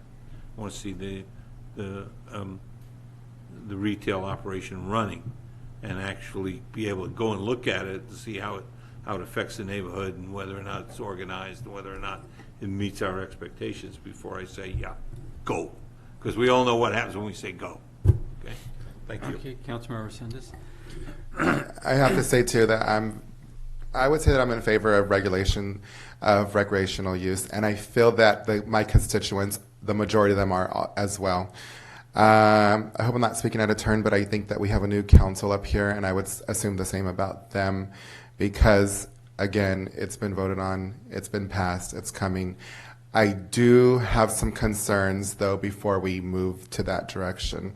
I, too, didn't hear of a public meeting. I'd like to get some feedback as far as like how many people are in attendance, that type of thing, or just even like have probably more of a well-publicized one, because I think some people are very passionate about this issue for one way or the other, and I think that we owe it to those people to allow them the platform to address us and to try to sway us one way or the other. I do want to point out also that I went to the tour, the 2 facilities that we have in operation now. I have to agree that they're very well done, legitimate. I don't have anything to complain about there. The only thing I would say is that they have been licensed to operate as far as medical, as medicinal or medical, and they still to this day have not opened that retail aspect up, and I'd like to see that going, just as the Vice Mayor has said as well. So those are my thoughts on the issue. Thank you. Councilmember Spencer. Yeah, so I know we're here to receive the report. I think it's a great report. I think what Maria has done is outstanding. I think all the proposals that she has proposed are more than adequate. Again, I'm going to say 68% of this town voted to have adult use in this city. I don't understand what the holdup is. I know you said you didn't have a town meeting. I saw it. It was on social media. I'm surprised you didn't. I think we're wasting everybody's time. We need to accept this report and let's get going. We can still move on, and if you want the town hall meeting, have it right here. But I think we need to start moving on this proposal, and that's all I have to say. Thank you. Councilmember Lenore. I just wanted to point out that this was a public hearing, public meeting, public hearing, and I don't see anybody here, Mr. Becerra, speaking on the issue. So I don't know. I'm not trying to lock anybody out from speaking about the issue, but when you only have one person come to a public hearing, what's the town hall going to produce? And again, I don't like to drag things out. I know you worked hard on it. You did a lot of comprehensive work on it. My comment is just, I can meet with the city manager and get all the way updated, but I still kind of know I do know what's going on. I was more asking for history on who's doing what, not how it's working, but who's doing what, because I wasn't privy to that. I wasn't on the council. So that's really my comment and I wanted to know some location areas and things like that. Okay. I know it's confidential, correct? Where businesses are? Yeah. No, not really. Okay, well, Yeah, yeah. I mean, I'd like Yeah, to know that. sure, absolutely. But again, we had a public hearing and one person spoke tonight.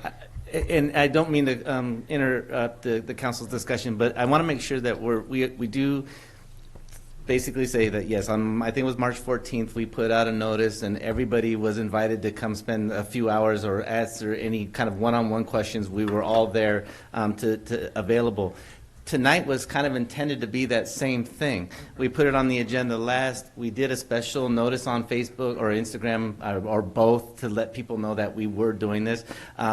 And not to be disrespectful to Mr. Becerra, but I mean, this is kind of what it is. You're not asked to make a decision tonight. You're here to receive input. I appreciate his input. I hope you appreciate his input as well. We thought we were trying to give you what you wanted to, not necessarily what you wanted to hear, but what you at least wanted to see.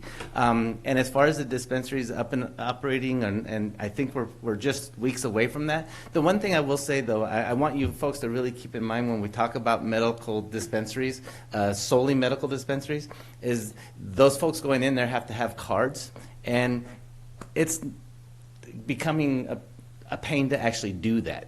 And spending the money to actually have a card versus just going and running to your neighbor city that actually has recreational dispensaries. You may not get the same sort of volume of clientele that you may have done a year or so ago. So I just want you to keep that in mind if we look at numbers about what's coming in and out of that particular dispensary. Don't be discouraged because medicinal is just not where it's at any longer. So. Hey, Bill, and I'm glad you brought that up. And I personally, as you know, I believe in more dialogue before decisions, and that's how we crafted the ordinance, and it took a while. So I'm in no hurry, as I said back then. I remember saying, we got to make a decision tonight, or it's all over. And I said, no, it's not going to be all over. We can take our time to do it right, and we did. The medicinal part of this, the taxes, when somebody comes in and uses their card, some of those taxes are waived, am I correct? I believe that the price of the medicinal. It's from the state level at least? It's a little bit different, but it doesn't the cost savings on taxes does not outweigh the cost of the card. Does that make sense? So if the medicinal card is $150, you have to buy a lot of product to make that in sales tax savings for buying medicinal. I really should be yeah. There's other people out there that know more Right. about this than me. And, these are some of the questions I still have, because I've heard the exact opposite, that people are going back to medicinal so they can save money on some of the taxes. I think so. that the tax is lower, but maybe I can speak to good evening, Mr. Mayor, members of the council. So the way that it's set up right now, as far as tax exemptions for medicinal patients, you have to first go see a licensed California physician to get a doctor's But if you recommendation. have the card, what happens? Well, you then have to take that doctor's recommendation, which is going to cost you anywhere between $50 and $100, down to the county health department, pay another roughly $150 to get the state-issued card. So if you merely have the recommendation from the California physician, that doesn't get you the tax exemption. You actually have to go to the county health department to get the state-issued medical cannabis card. So you're into it for, roughly about $200, $250 at that point. And the only tax exemption is on the sales tax. So you still have to pay the 15% state cannabis excise tax. You would still have to pay the 5% local excise tax. You really just save on the 7 1/4 up to 9 1/4, whatever it is in your local jurisdiction of what that sales tax amount is.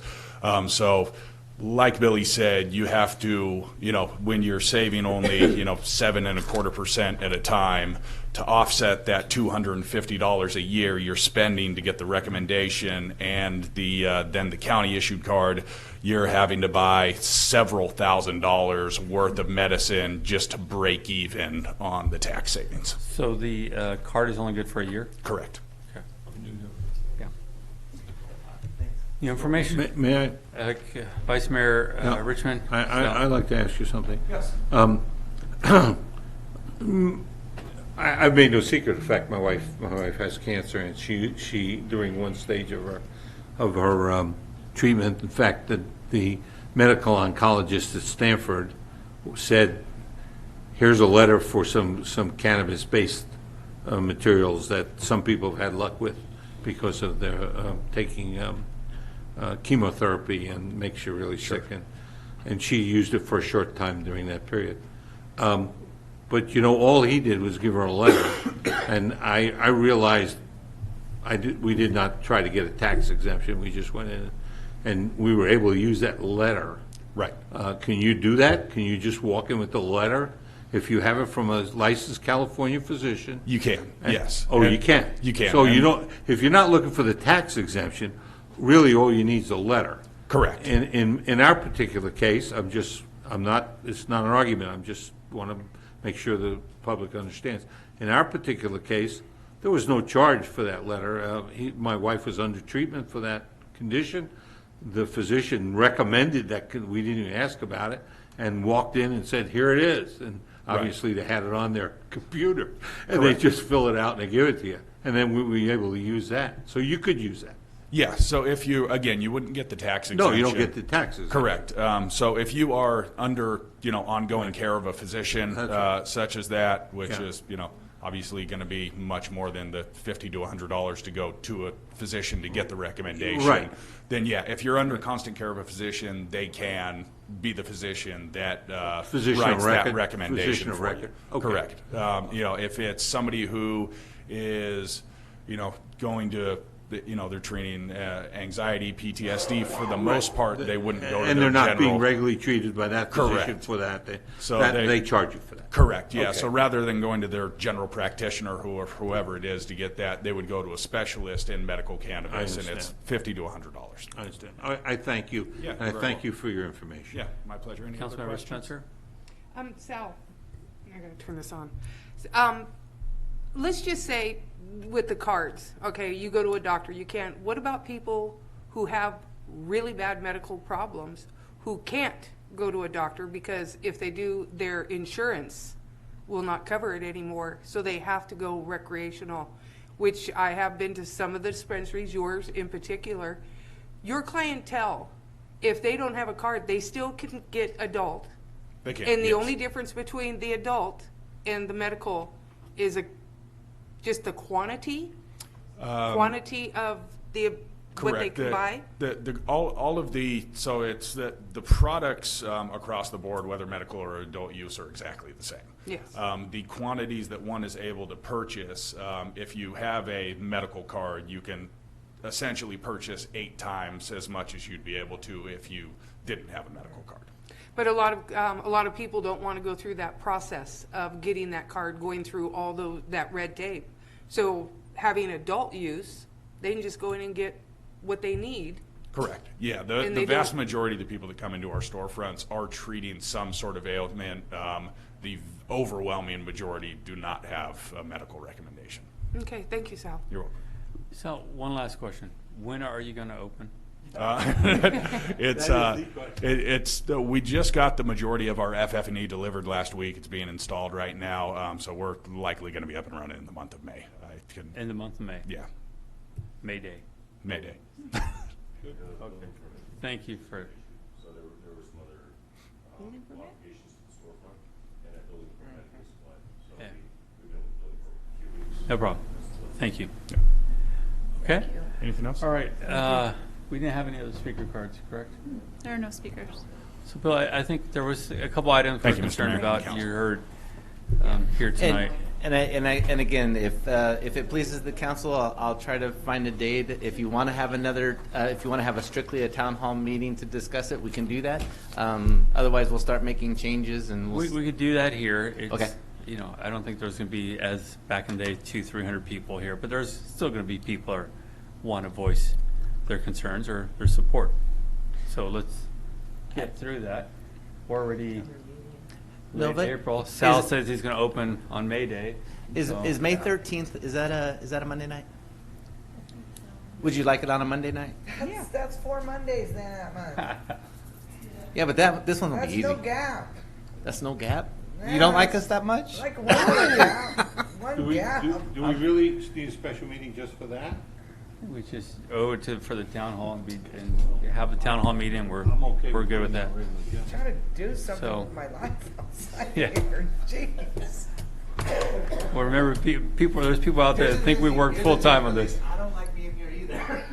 So, I mean, it's, Bill, if we do it on the 13th, I think that's fair, and we can if we can do it on the 13th of May, that would work, and we could do a town hall meeting, 6 o'clock, and go through this. okay. Okay, and obviously have the other information so we can explain what we're doing, some of the changes, and then we can go from there and move on. Sound good? Okay, any other questions? Okay. All right. So now we're gonna have Well, a meeting thank every you. Monday in May. Move to adjourn. There's a motion to adjourn. Is there a second? Second. Motion second, all in favor? Aye. Motion carries. Thank you, everyone, for coming out tonight. You're supposed to be counting down the meetings, not adding.